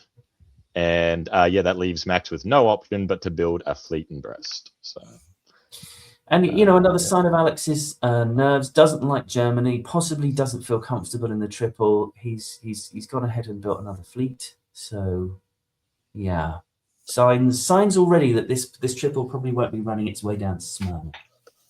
Yeah. Can confirm the fleet keel was a surprise considering our discussion. So Brandan was not happy. But yeah. Here we are in spring. So I love these I love the little signs that you get in sandboxes like this of attempts to crack the line and the sorts of negotiations that have occurred and are trying to occur to flip someone. Someone has obviously tried to flip, Max has tried to flip Nancy and said, I can see I'm not getting anywhere. I understand. I get it. How about you convoy me to Albania and we'll collapse Austria together and we'll do something wild. And from what I've heard and seen, Max seems like the kind of guy who would do that sort of thing in the chat. You might expect, Max might have expected Nancy can take that offer seriously, in a way that if you get an offer like that from someone else, they're obviously just trying to get you to forget to support Turanian, right? So that didn't happen. Nancy did not decide to do that. On the other hand, we have a Tyrolia to Venice move. Now, I don't know what's motivated that. It's not in danger, Venice, right? And in the north, you've got, traditional defensive moves from Austria, where he's supporting the Russian back into Warsaw and working things in the way that he should be, Jacob. So it's a pretty unorthodox looking stab if it is a stab. So has some conversation happened there again to say, if you come off the line, I might change, you might benefit. I'm just, you guys can fill me in now and tell me. I have plenty of East context if you want it.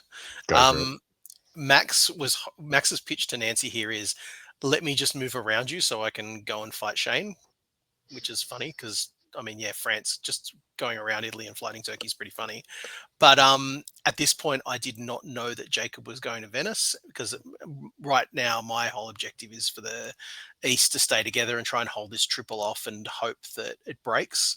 And Max going to Venice, really pissed me off, to be frank. He didn't discuss it, he does it, and I'm like, what are you doing? That wasn't what we agreed to do. So yeah, that wasn't, the Venice walk is not expected, and that changed my thinking on some things. That was, we were hoping for a little bit of craziness from Jacob. I don't think we in the West were expecting Venice, but you take what you could get. So I'll push through.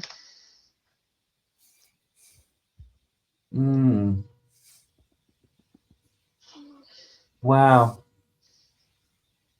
Okay.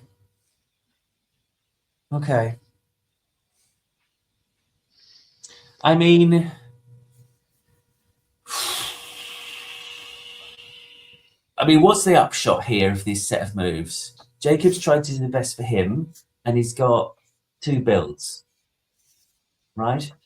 So it's 1903 in a top board. I mean, do you defend a triple conventionally on a top board? I guess if you're Jacob, you don't, because you know there's always Turkey behind you, and you know all the rest of it. And if you've got opportunities, then maybe you should take them. Shane, you're not playing that way, right? You're definitely not playing. If there's opportunities, I should take them against the triple. So I'm not. If I was in the East, Max is like having a great time, right? Because I don't know whether he's arranged this Tuscany bounce with Jacob, which could easily have happened, right? Nancy is obviously probably not expecting Venice to try and move out to Tuscany because she might have given it 2 supports if she had done. So it'd be interesting to know what the negotiation is around that. The big problem is that Nancy's going to be picking up a unit, and that's not a unit that's going to be easily replaceable. Yeah. I can't remember if the Tuscany bounce was arranged or not. Brandon, do you remember? I don't remember if it was arranged, but I remember having a chat with Max, and like we were talking about supporting him, like himself, into Piedmont, or what do we do? And we talked about the possibility of them trying to rotate out, because one thing that was very noticeable was Nancy not being happy that Jacob was in Venice. Yeah. So Nancy is a very strong player, very solid player, and a reliable alliance partner as long as you keep an eye on her. And Jacob pissed her off here. So we were happy with that, even though we weren't really expecting the Venice move. So that's what ended up deciding us going for Piedmont and Tuscany, because we're like, if Jacob's going to walk out, he might go to Piedmont or he might go to Tuscany. So let's try for both.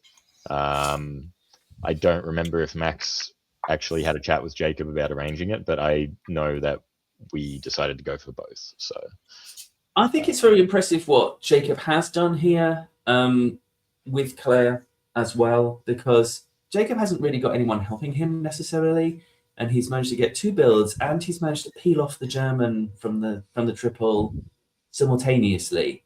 Germany knows he cannot hold Warsaw. Presumably he's come to you and asked for you to move out of Sweden, and you have said no. So he's going to be down 2 here, which makes him no longer a viable part of the Triple Alliance. That's a shame. But I think this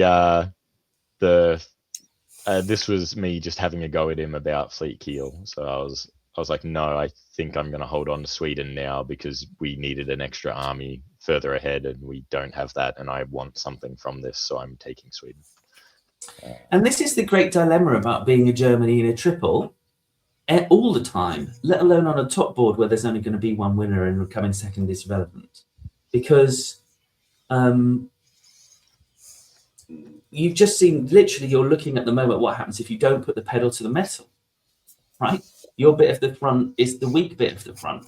So the defenders press there, and then you get flipped. Whereas if you do put the pedal to the metal, you've still got England sneaking out behind you and taking Sweden's and Holland's and things like that.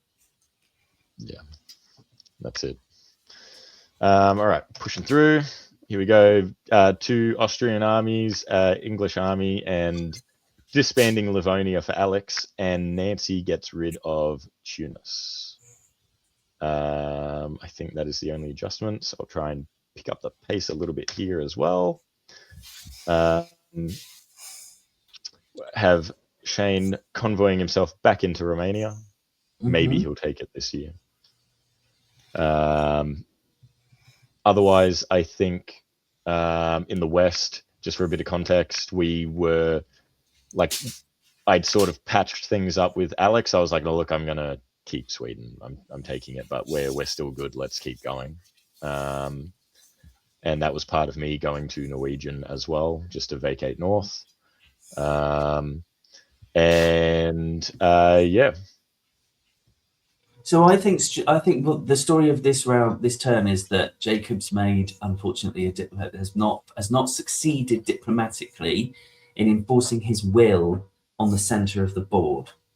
And if Jacob has a really great opportunity to win this game now, in my opinion, because Nancy is not responding aggressively, in my opinion, to the threat of collapse posed by the Austrians turning up. He's successfully managed to get Shane to support him to Ionian, which is great, right? Which is exactly what he does need to do, right? To put things together with Turkey, which he's doing. He has not persuaded Germany to see that he's piggy in the middle in the north, and that putting the triple back together is literally the last thing that he should be doing. Austria needs all of those units elsewhere, and he needs not to have Germans thing in there. And one of the great things about Austria is you can chuck your units around, they can be here and they can be there, they can teleport around.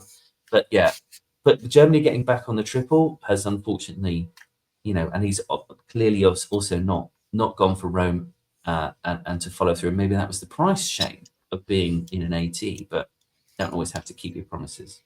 At this point, it seemed to me that Austria and Italy had actually patched things up. My whole angle was, Jacob, we need Nancy's fleets, otherwise Max is going to break through. So, you really need to just get it together. Nancy knew we were going to dislodge her in Naples and she could retreat. At this point, it was all back on together, despite the wound of Venice kind of sitting there and festering. Okay. Yeah. Because to us, that triple hadn't broken. Mm-hmm. Yeah, I think unfortunately, Alex had said to us, to me and Max in the West, and he may have mentioned it to the East as well, that he had unconditional trust, and those were his words, in me and Max. Oh. So he was like, okay, fair enough with Sweden. I'm sorry about Kiel. I'll disband that second fleet and I'll push forward like we were planning to do, and I will just do what you want. You have my unconditional trust. And Max and I, we liked that. That was very nice. So. Yeah, I'm not surprised. And in the pre-game, I heard Alex say the word ally about 500 times. I like an ally. I like to be an ally. I like alliances. Yeah. Alliances are good. But, it's still top board. So unless that conditional trust translates to also giving him all the centers at the end so he can win, I don't know if that's the way. Definitely definitely an option. We will look at fall, and then we'll look at spring, and then we've got a mid-game confessional video. So, here is the next set of things.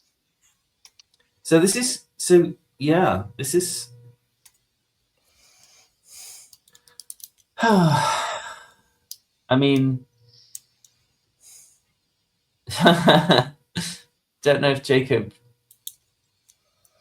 I mean, he's playing in a kind of European. I hate to say it. Jacob's playing in a European style, right? Constant European style, certainly, which is, I also need to have dots, right? It's not about me not having dots at the end of the day. Is Piedmont and Tuscany any, poor old Nancy, she's getting kind of slowly digested. And Jacob has put himself into the Turanian, right? I mean, that's the thing that has happened. Courtesy of Nancy. I mean, I can't imagine Nancy's hugely impressed, but she's going to be on one. So, it was interesting to hear, Shane, you talk about it all being put back together again, because, it's a real Humpty Dumpty situation here. I'm not sure all the king's horses could have put that back together. The story of this board is that Alex continues to move forward to the benefit of England EF. In my opinion. Yeah, I didn't know Jacob was going to do this again, and it was started to force me to make some decisions. I think in the West we were happy to keep pushing forward together as long as Jacob was doing things that was annoying the East, but we're starting to get a little bit worried about it as well. So we wanted him to do some crazy stuff. We thought. Earlier than this, we thought he would do some crazy stuff against Russia. Our money was sort of on that, but he decided Italian dots were better. So I think he was worried about Max getting them, so he wanted them first. And you know what? I think this is a completely legitimate way to play if you're Jacob. If you've got Germany turned, either secretly or otherwise. But if you haven't managed to persuade Germany to stop or to come off the line or to play for himself in that way, then it's probably not a good idea. Nah, you see, Germany was stuck with England and France just batting our eyelids the right way. So it was what it was. So poor Nancy pulling 2 here. Shane has a quiet build and Max is up 1 as well. Tunis.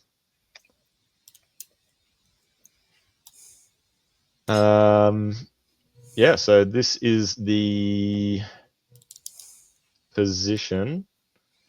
We made the mid-game video after putting the orders in the box. Hey, I think. Yeah, that's what we always do. Yeah. Yeah. So generally with our league games as well, we stop for a lunch break because we start. We always start 10:30 is a rules explainer for anyone who wants it.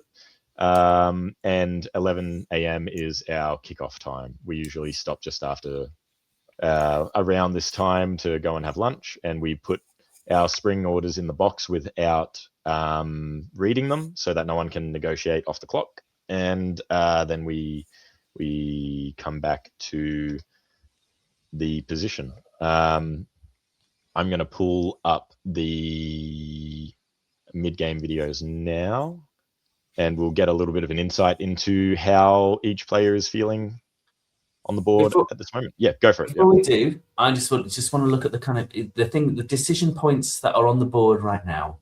Yeah, for sure. Number 1, Max has a decision point to make, and if there's a break, then it has an even bigger decision point to make. He can either stuff Marseille, Piedmont, past Spain, Tuscany, try and force Tyrrhenian Sea, all of that bananas, and leverage the fact that Nancy's probably upset with Austria, right? Or he could say, you know what?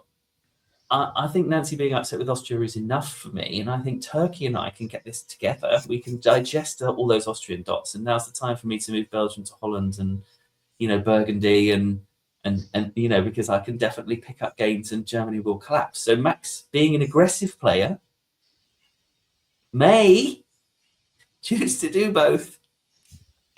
Because on top boards, sometimes you do hear that starter's gun and you see that flare go up and you think, if I can get 3 builds now, this game's over.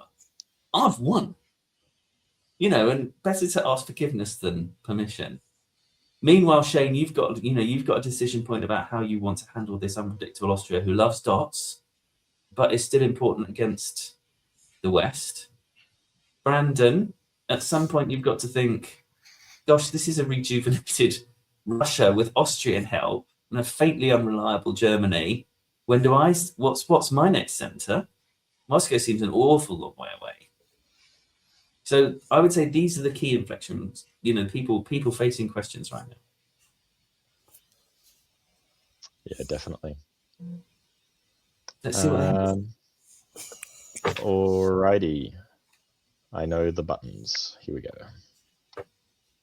I could be feeling happier about my position. My worry is that we're going to be kicking Turkey out of the box, or letting Turkey out of the box. Rather not happy with his armies around mine. We need something to happen in the West. Otherwise, potentially Shane comes through and tries to outdot Brandan or Max, but I don't think it's happening. Alex hasn't been turning around all game, despite the fact I've been leaving him alone, trying to give him space to do that.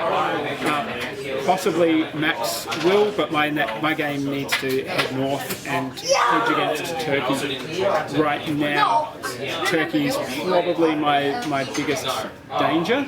And I just need to make sure that he's more worried about the other powers in the West, and that I stay valuable to him as a buffer zone until I'm at least kind of have enough position to cover that well. So I'm going north, I think. Hopefully Max heads north as well, and we'll see what happens.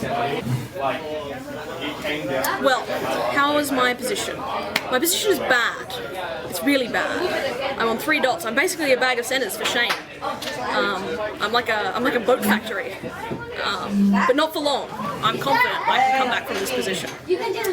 At some point, everything's going to explode. It could be this turn, it could be next turn, it could be never, but eventually the hammer will fall. Alex will get stabbed, and then my position becomes viable again. And how lovely would that be? It'd be lovely. And then maybe I can, you know, play Jacob and Shane off against each other because they both want to win the game and find the narrow path to a Russian victory. However, it's much more likely that I just get stabbed and die, but we'll do our best. Anyways, what am I doing now? What am I doing now? I'm putting the exact, like, the most boring set of orders I could imagine. I'm just support holding everything.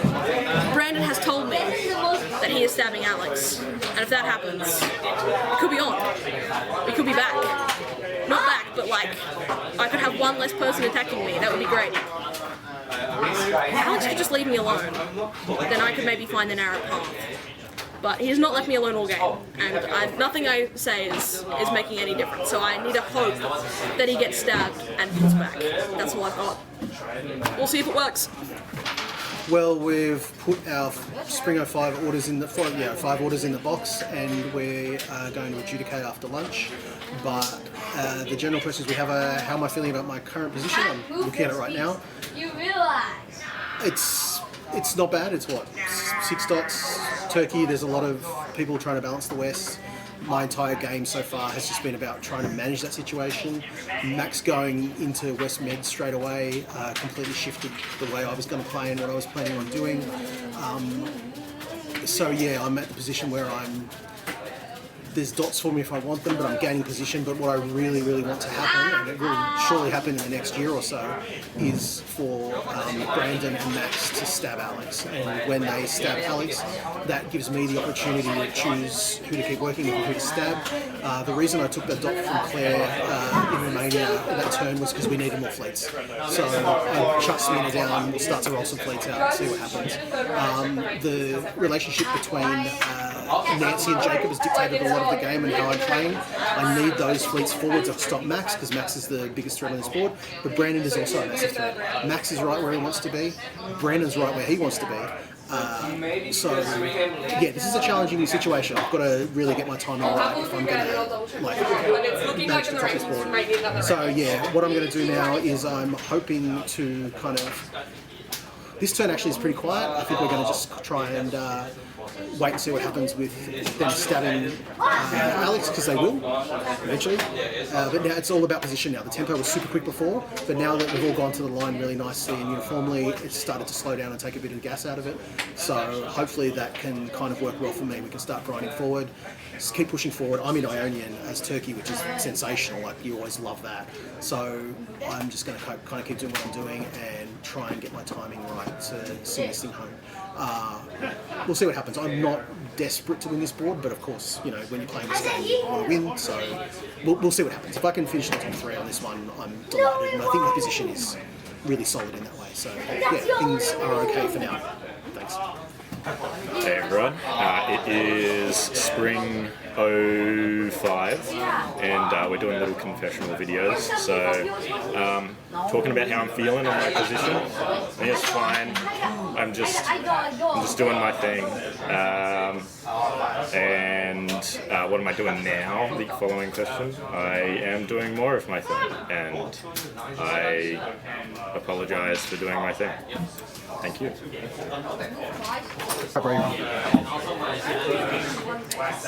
I'm glad I got my hat back from Brandan. I like my position a lot more 2 years ago. I think my mistake was doing some play before I could work with Austria without figuring out how Austria would work with me. Pretty much I'm just in a triple. I'm comfy. I've never figured out how to stab West as Germany successfully in any previous game, so I'm going to go with what I know best. I got some good prompts. How am I feeling on my position? It could be better. He can always be better though. I think Brandon's kind of pitched going for Batman here, and I think I have to go to Burgundy because I think if Brandon goes to Batman, I have to make sure that at least I have some say on what happens there. I'm feeling kind of comfortable with the South. I think honestly the big question is, I think Jacob had a conversation with me. I'm just and the question was whether or not if I win the game, does that come from playing in the South or playing in the North? And I think Jacob is correct that I have to play in the North to eventually win this game, but I think evacuating the South completely to play in the North is exactly what Jacob wants me to do, and I don't think I think I need to be able to, the more things I have say on, the better it is for me, I think, as France. Yeah, I guess what am I doing now? Hoping that Nancy sticks with me as a lifeline, but I'm doubtful. Still disappointed her that she didn't let me convoy to Albania. But I think right now, if I had to put in money on who would win, I think I've got a shot here, but I think it depends. It depends primarily on Brandon and Shane and whether or not Claire can play them both off each other, or if Shane can get enough of Jacob. That's not to say Jacob can't win. If Jacob was willing to give me something in Italy and I can go further into the Med, I'd be happy with that too. I could get into Shane, but I'm doubtful he will be that comfortable with me going further into the Mediterranean. Yeah, that's what's going through my head. I hope this has been fun to watch.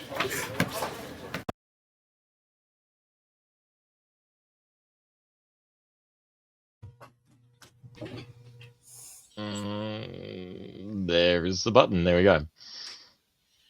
It was fun to watch. That's what we wanted to hear. That's the one. I'm glad you put it last. So let's see. Yeah, there was some thought. There was some thought put into the edit and laying it out. Yeah. I love Claire's bit's my favourite bit. The narrow path to a Russian victory. Exactly right. There is one. She's looking for it. I love it. It's correct. It's good. I think it's good to note too, these confessionals were filmed without anyone behind the camera. So everyone else went over to the other room. The chatting you can hear in the background is other people at the store we were at. So everyone talking had the camera to themselves as they were saying their bit. So. Nancy, unfortunately, nothing to confess. She felt no need to say anything. Yeah, understandably so. Situation. Yeah, wonderful. So from that, what do you think is going to happen this turn, Dan? I'm going to stick to my prediction. I think Max is going to go do both. I think he's going to do the full court press. Brandon, I think you're going to stab Alex. I think you've decided that your next centre is Denmark. And Shane, I think you're going to be patient. I think you're going to take the patient path. That's so unlike Shane. I think that's what I said in the interview, so that's probably what I did. There you go. How freaking boring. There we go. Oh, Max. I must confess to being a tiny bit disappointed there, because I think he can take Holland as well. He's managed to take Tyrrhenian Sea, which is great news, thanks to Nancy. And the Tuscany isn't on anyway, so good, very good. I just wish he'd taken Holland as well.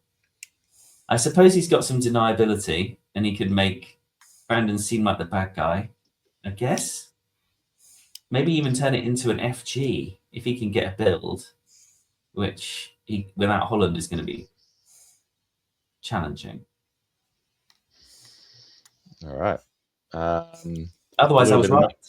Come on. You're always right, Dan. Love being right. That's why we love you. Yeah, other than that, a piff in Livonia, bunch of holds. Nothing really changes otherwise, but Max gets into Trinian, so that's cool. Yeah, I think, if I'm Germany, he sat down and he knew he was doing the wrong thing. And my advice in this moment and what to take away from this is that I could see from Alex's interview that he felt like the wrong thing that he had done was to build that fleet instead of the army, and to annoy you and not to be a really good ally in the triple. But in my opinion, actually that was fine. I think he just needed to flip and go harder with Austria. Once he's thrown his lot in with Austria, he should just stick with it and just see what happens. and be an AG and sow chaos and create chaos, because it's not inevitable that EF will fold you up. It just isn't. I think adding a bit of context to it too, like we've said a couple of times, Alex can do some surprising or unpredictable things sometimes, but Jacob is a little bit of that vibe too. They're both very good players, which makes it harder to guess when that sort of stuff's going to happen.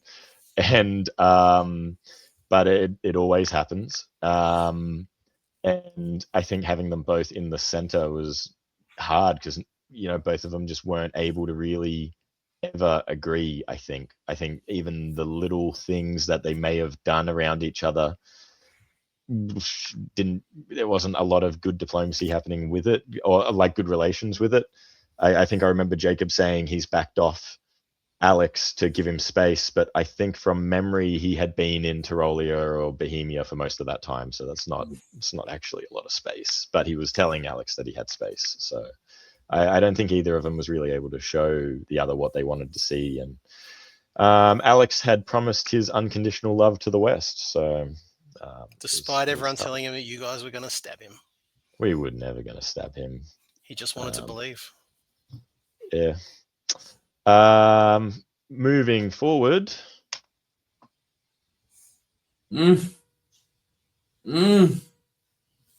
Yeah. Great. Well, great. Look at that. Who wouldn't want? I mean, I've never met Max, but I want to meet him even more than before. He's gone and put Nancy in Rome, and it's worked. I don't know what I see. They must. The cloak and dagger there. What's Venice supports Tuscany instead of supports Rome is there's some smoke has gone up there. He's not expecting that at all for whatever reason. Amazing. Shane, you've done it. You've pulled the trigger. It's time. The time is now. So I think that's probably right. Yeah.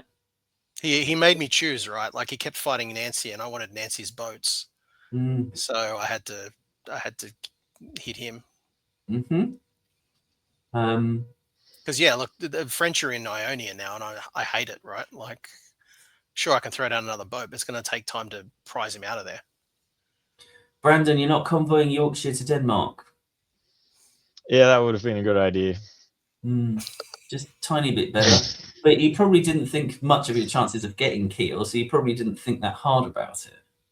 No. I was expecting a bounce. Alex was not Alex was not particularly happy with me, so I thought there would just be a bunch of bounces. I did not think he would go for Sweden. Thought he would go for Denmark and for Kiel, but yeah, definitely. All right.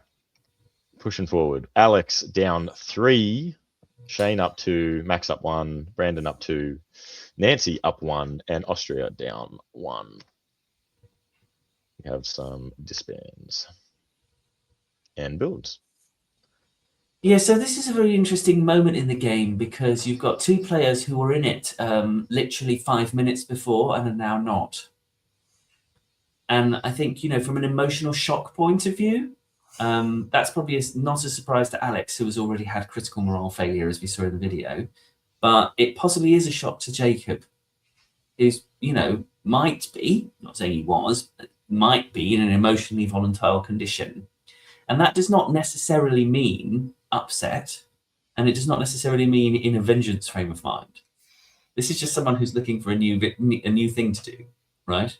And it is probably as receptive as they're ever going to be to have some fun. So Shane, although the obvious thing for him to now do is to try and defend against you and throw everything at you, I'm going to bet that he does not do that. That's my bet, my controversial bet. I think you go to Jacob right now and say, "This is a fun thing we can do together. It's a different sort of game. Let's try and do this. Let's see."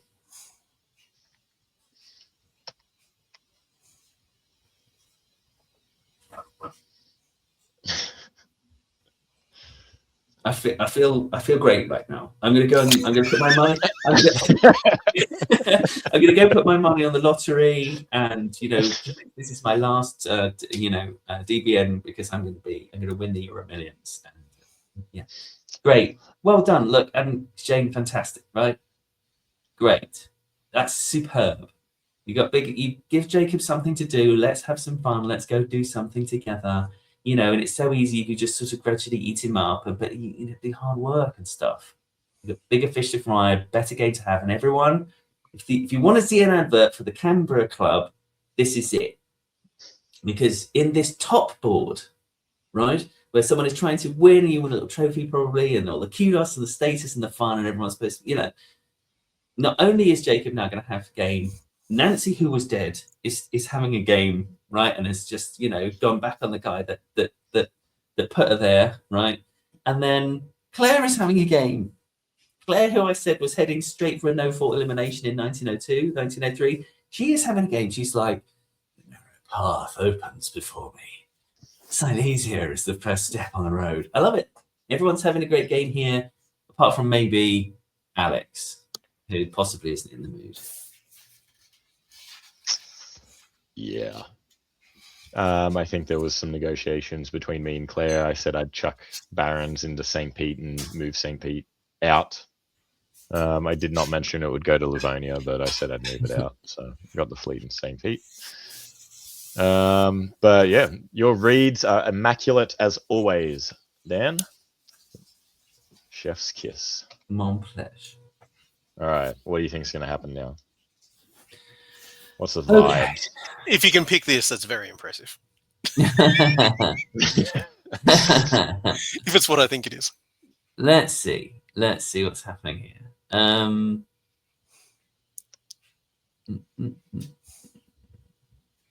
Well, I'm not getting any vibes, really. I mean, France is touching Austria, right? Which is normally a sign that we're heading towards some sort of end game type situation. When France touches Austria, you're into a different sort of game.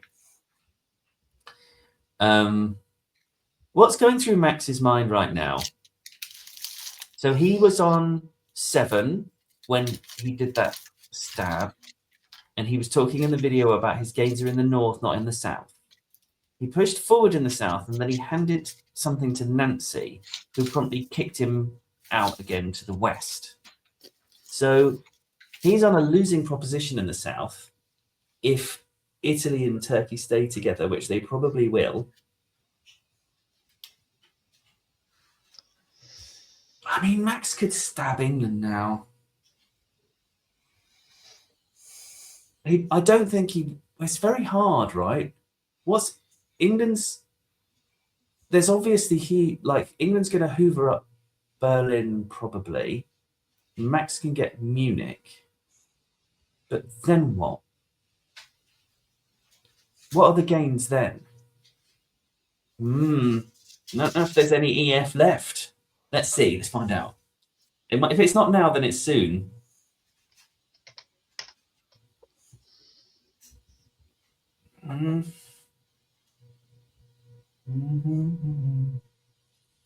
Yeah.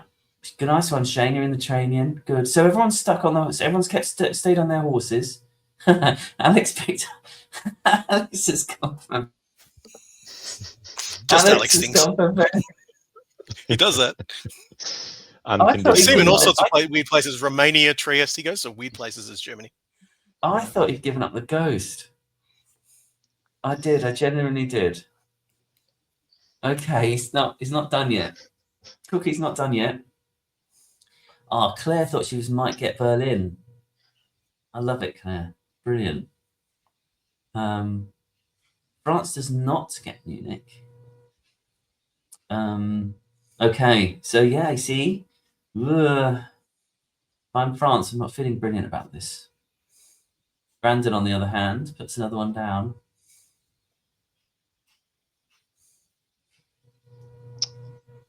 I don't remember if we had a set finish for this. No, we did not. We did not. No. Yeah. We had a time. It would have been a no New Year after X because Jacob had to leave, but we didn't get. That's to true. Yeah.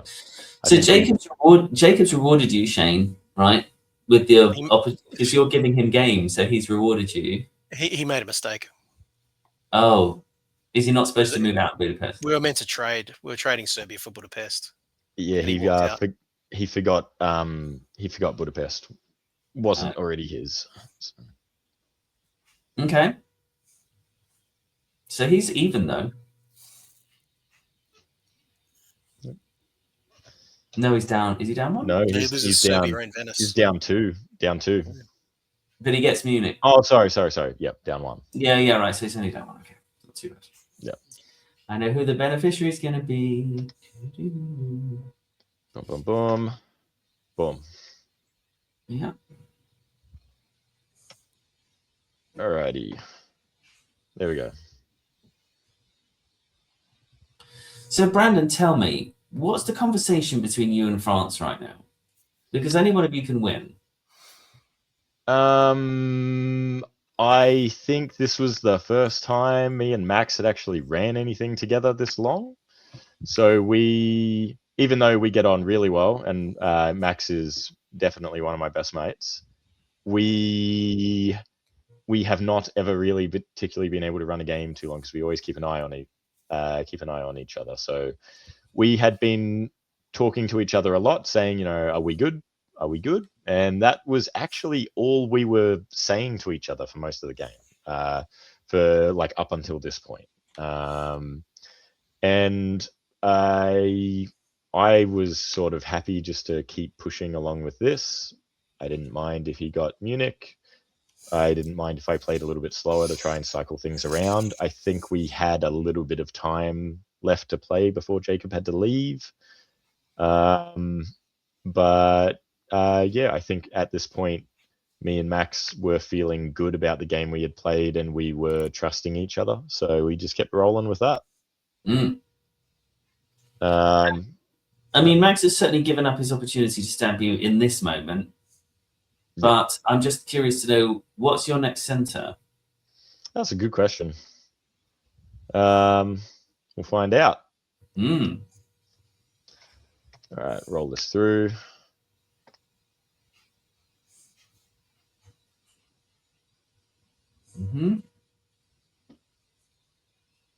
Yeah. So Shane, fantastic. There seems to be lots of people trying to give support to crazy things left, right, and center in the middle, and none of it actually happens, basically. So, classic spaghetti. Yeah. Keep going. There we go. Max, I believe he gets a rebuild and then builds another. And that's the end of Alex, too. That is the end of Alex. Yes, Alex is gone ski. So Max has actually picked up Venice and Munich, and he's put on 2 armies, which I'm really interested in again, because I'm just not completely sure where they're going or what he's getting with them. I was delighted when he popped the army down. Actually, I remember I was just like, shit, it wasn't a fleet. That's amazing. Anyway, sorry. You must have been. You must have been. I think he does need one army in the north. One army in the north, but another fleet seems more sensible to me. It depends. Now France doesn't know what his next center is, does he? Shane, you're looking good, mate. Looking real good for this.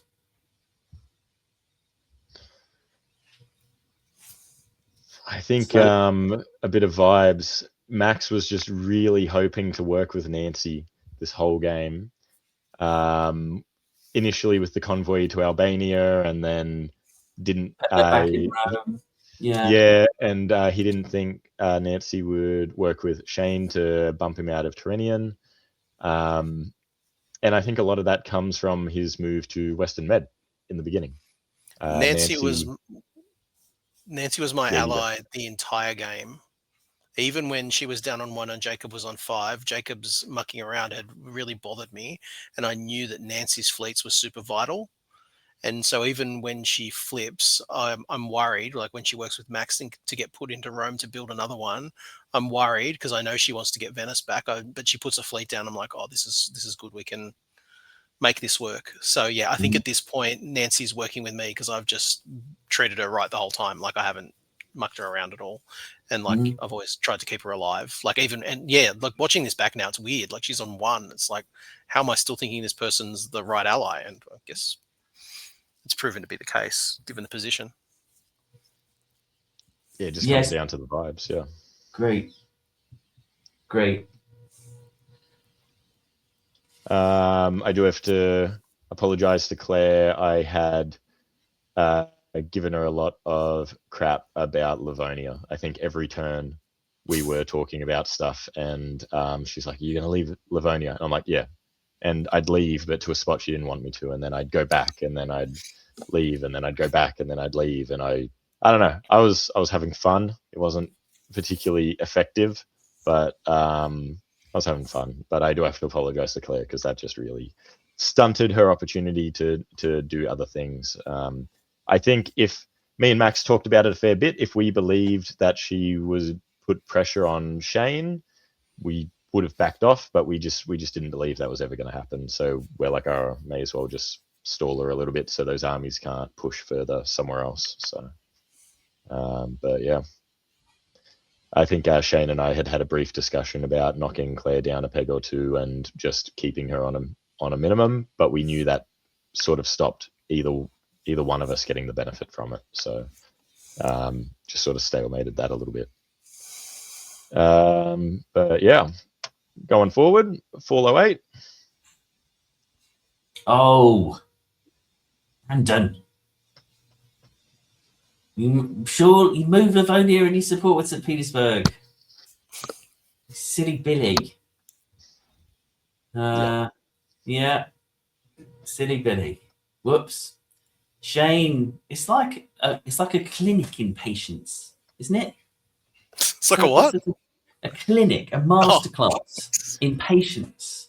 You know, it's like I'm sitting here. I've got Sebastopol that's going to put me on 10. You haven't actually got the tiebreaker, but you know, you could get them both now. You can get 3 now. Sebastopol, Vienna, Naples. I always struggle to resist 3 centers. I think if on a personal level, I think if I can get 3, that's it. Good, I've done my job. Boom, 3. But no, not going to have it. Not interested. Still roll forward. Keep your allies in. Keep them sweet. You keep using those extra units on the front rather than having to build them again at the back. Alrighty. Shane up 1, Nancy up 1, and Max down 1. So I've got you both in the room, so I'm going to ask you a question. Shane, presumably your biggest worry at this point in the game remaining is a stab in EF. Because that's, as far as I can see, that's the only thing that's going to stop you winning this game, is if one or EF stabs the other one and gets big. Yeah, but they're not really in a position to do it. There's nothing decisive going to happen if one does go the other. It's just going to be a quagmire for them. I think given mine and Max's relationship as well, we were both like, if you fuck with me, I'm going to fuck you up type attitude. It's like, I'm not letting you win. I don't care if you attack me, I'm attacking you back. And that wasn't a very productive attitude to have, but it was the attitude that we did have. So even though our vibes were good and we were having a good time, we knew I knew if I took a move against Max, he would just completely abandon the South, and he knew that if he made a move against me, I would completely abandon something just to attack him. So Shane, you're in a position where Claire wants you to win, Nancy wants you to win, Jacob wants you to win, and Brandon and Max don't want to take centers off each other. So that's it. So we're done. So the game's done. We can just scroll through it, right? Well, we're not done because it's 999. Oh no, but we will be done any minute. And I don't have the tiebreaker. So we had a draw here, right? Yeah, you cheeky. Yeah, we so no one was mentioning tiebreakers, and I was very aware that I had it. And like, you're exactly right on the vibes here, Dan. Everyone was like, all right, well, this is it. And Jacob didn't want to die, and Claire was just begging for a dot. She did not want to go down any further. She's been at 3 a And long time, man. Look at a that. long time. And Nancy is done with it as well. Max has just had to disband. The vibes of the board were very close to a draw, and I think someone else suggested it, and I started saying stuff like, "Yeah, man, I'm hungry. You know, let's end this and like go to the pub."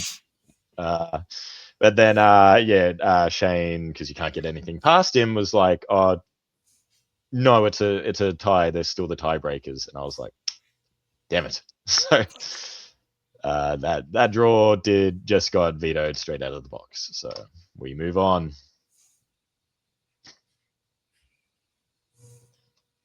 Nothing. Yep, you go. Okay, well, that's an unfortunate hold in Rome, isn't it? It was. And again, the only fault I've got of Nancy's play, which has been magnificent, impeccable, dare I say, is that occasionally she will chuck a hold in when a random support could be better. This might be an NMR or a misorder or something, but still, I've been very impressed with Nancy. She was amazing in the game I saw before. Not heard of her before, but amazing in the game before, amazing in this game. So, yeah. I think in this position, Max and I were looking at it and we're like, we just need to start blowing up their units so they get sent back. So we were very happy when we were able to blow up Prussia and Turnian Sea. Whether that's great tactically or not, I got no idea. But we were just like, how do we try and break through here? And we're like, we just try and do things that breaks units. So that was our goal for this turn. Yes, I noticed that as well and didn't like it. What a shame. Yeah, there it is. I did say 3 is the magic number, and I think you agree. There's 3 to have, Shane, so you've had 3. Good. Just got to do what you got to do. Yeah. Boom, boom, boom. Okay. And there we have it. The end of the Mandarin Canberra Club 2025 League, with Shane Armstrong finishing on a solid 12, me and Max tying on 9, and Nancy on 3, and Claire unfortunately knocked down to 1, and Jacob being eliminated on the last turn as well. Good game all round. Good standard of play. Looked like it was fun. Great advert for your club. It was a lot of fun. And I think everyone on the board had a good time. There definitely was tension. People weren't necessarily happy with each other, but the vibes were good. And we looked back at it, went to a pub, had a few chats, enjoyed it, and looked back on the year as a whole, and we really thought it was a success. We do actually have some post-game interviews as well, just another short video, so I might play that through before we chuck a little bit more on, but yeah. Alright, well, summary of that: unconditional love of Brandan and Max, not reciprocated, but I got a beer out of it. So I'm not completely sure what you want to know. I probably, like I said before, I think I hit Nancy. I should have been more patient with the hit on Italy, I suspect. I was hoping that would induce Germany and or France to head north. Did not happen. Yes, I know. Did not happen. And that messed things up maybe a bit around the line, so could have been more patient there. Budapest was just my stuff up. Shane was probably in anyway. I wasn't well positioned against Turkey, but that absolutely cemented it. I could have lived by taking Venice. I'm sorry, Max. By taking Venice in the in the final turn, but then Nancy might have vetoed a draw, so I don't know. Is there anything else that you want to know? That's kind of like, that's my reflections on the game. Should have been more patient, because if I was more patient with Italy, then I'm not out of position against Turkey. But also, as we were all just discussing, there was no world in which England and France were getting split apart, and that's what we needed to happen in the East to be able to do anything. So there we go. I'm Jacob, and that was my story. My armies are broken, my cities are leveled, I am left only with Moscow. It's rough. It's rough. This is the 4th time I've done this. Pick Russia, lost. I should stop doing it. I should have done something else. But no, I did not. I picked Russia. I Russia'd the best I could. They're always coming for me. But I'll be back. I'll be back. I'll be back. Yeah, I think broadly, I think I played perfectly. I think there's no critiques that could have been on my play. I think otherwise is ridiculous. Definitely wasn't anything about keeping it really alive and quickly realising, no, this thing's going to keep biting me after spending 4 years trying to kill it. But as soon as I offered a lifeline, it immediately resumed back to fighting me. I don't know why that was the case. But I had a lot of fun. It was a lot of, I enjoyed that board. I like doing boards that descended to kind of EFTs. I think probably could have communicated a bit better with Austria over Naples. But say la vie, as this country says. All in all, it was a lot of fun. I really did enjoy that. And I really appreciate that my trustworthy ally, Brandan, I think most of our conversations would just end with... we good? Yeah, we're good. We're good. Yeah. That's what... Those check-ins built the foundation of our comprehensive partnership, which I think... Just checking we're good. Yep, still good. Yeah, good. And all that, that's all I needed. That's all he needed, and I think I spent more time talking to the other side of the board than Brandan, and that's all I needed. It was a lot of fun. We good? Oh, okay. I see. Yeah. Thank you very much. That was a lot of fun. I don't know that.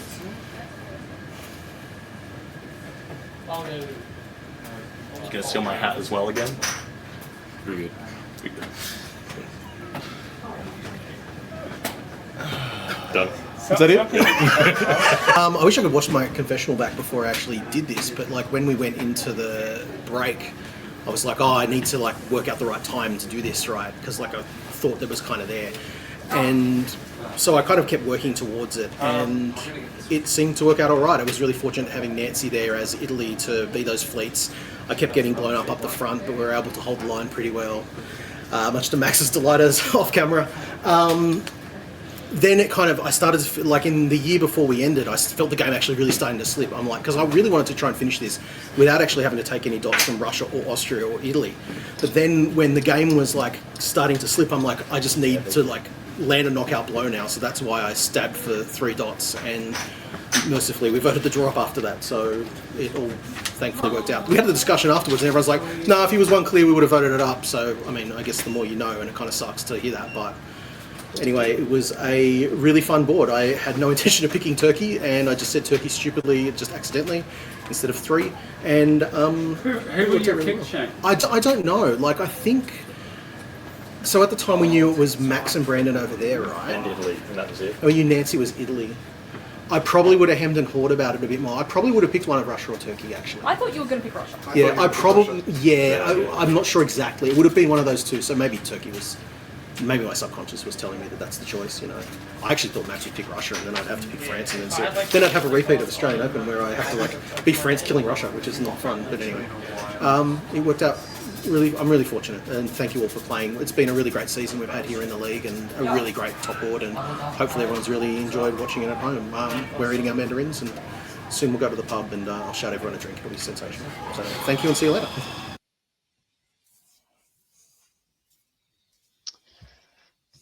There we go. Bye. Well played. What can I say? I want to go to Canberra and play a game with this mighty club. And you actually eat anytime. You're the Mandarins. Anytime. Good. Sorry? You're the Mandarins and you eat mandarins. I think that's great. It's true. Yep. To try and add some vibes to it as well, you would have seen everyone with a medallion. Shane and I organised one for each player, so we got one for each country, colour-coded, and and then a gold one for the winner, green and gold. We even got, I don't know if it's going to focus on the camera, we got little logos, our club logo on one side, and then just the date and name on the back. And that just added to the vibes of it a little bit. You know, they weren't expensive at all. They were like 14 Australian dollars each, so it was minimal to grab 8 of them. And it was something that gave everyone a little bit of memorabilia from the game. And we all went to the pub afterwards. Alex got his beer, and we had a good time. And there's been a lot of chat about the 2026 Mandarin League, which is actually kicking off this weekend. Because what better day to start a diplomacy league than Valentine's Day? So later this week, we will all be getting back together again to kick off round 1 of the 2026 Mandarin League, and this year is going to be epic. So,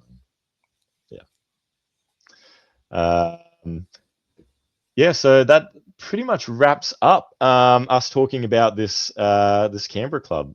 We have done typical DBN things and gone well over time. But hey, it's we hope everyone has enjoyed getting to see a little bit more of the Canberra club. A massive thank you to Dan as well, joining us at an inconvenient time. Even though it is past midnight for Shane and I, we will take the L on that one. I'll throw it to you guys before I start wrapping this up properly. Dan, thoughts?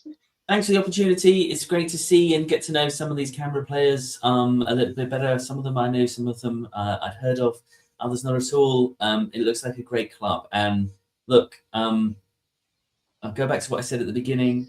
I think club play is how we gain and grow our love for diplomacy.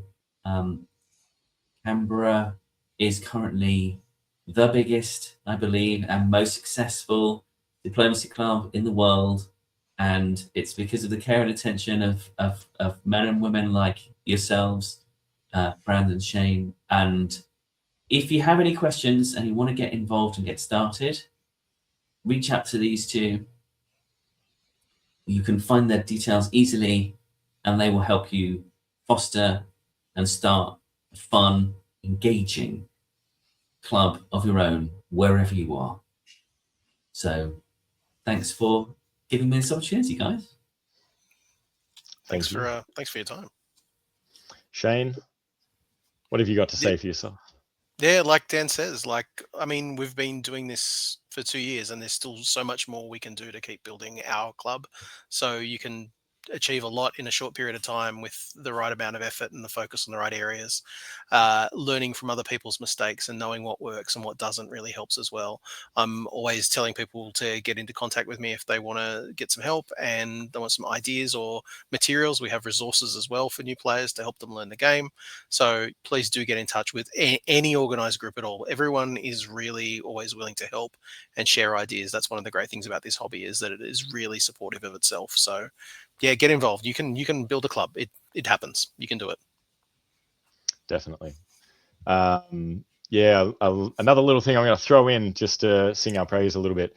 One thing that we have found very helpful for newer players is the conference maps, but we have made our own. So we have gotten one of the conference maps that comes from, I would pull up a picture, but I didn't think ahead to do this. So hit us up. They are slowly spreading around the world. We've sent them to various different clubs.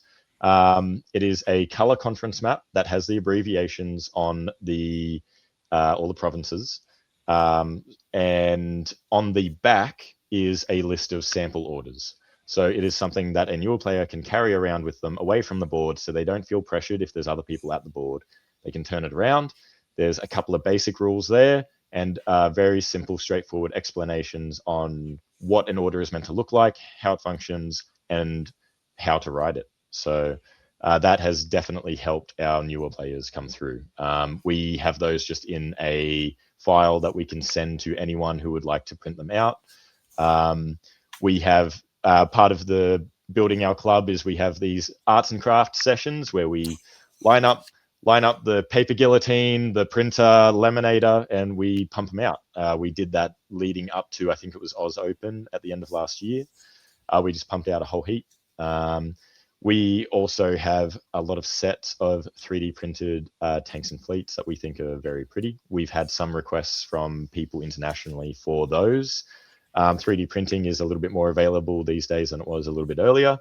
We're more than happy to share files on that to everyone if you're interested in that, or we can even look at flicking you one of our sets. We've put a lot of time and effort into them. I myself am colorblind, and we have catered to colorblind people as well. When it comes to DBN, I can't tell the difference between Backstabber. Sorry, I can't tell the difference between France and Russia, and I can't tell the difference between Italy and Turkey. So that gets very awkward sometimes, and the same happens with face-to-face on the board pieces. So if you want some colorblind friendly pieces, hit us up. We're more than happy to help out with that. And yeah, like Dan was saying, Shane and I are very approachable. We will take time out of our day to respond to your messages, answer your questions. There's no such thing as a dumb question. Please hit us up. And we want to help build this hobby internationally. We're doing as much as we can locally, and we would do as much as we can internationally as well. Like starting up segments like this beautiful DVN Club Hub. We want everyone to grow. We want this hobby to get big. And yeah, that's sort of leading up to my next point. We will be making more episodes of this. I believe the next club lined up for Club Hub is the Chicago Club in the US. And big encouragement to everyone. If you're having games, it doesn't have to be part of a league. You know, maybe start backstabbering some of them. If you want to copy some of the content that we did with filming interviews, go ahead, do it. We like, as someone who's trying to make this Club Hub thing happen, we would rather you send us more content than less. Like, whatever you think is good, send it to us, and we'll work with you to put it in an episode and make it happen. But we believe that, you know, the face-to-face clubs are the heart and soul of this hobby, and we want to make it work, make it big. And we in Canberra have been accused of having too many face-to-face games, but we have DBNI coming up in a couple of weeks, which is a big event from everyone's results in 2025. And out of the 28 players, 13 of them are Australian. So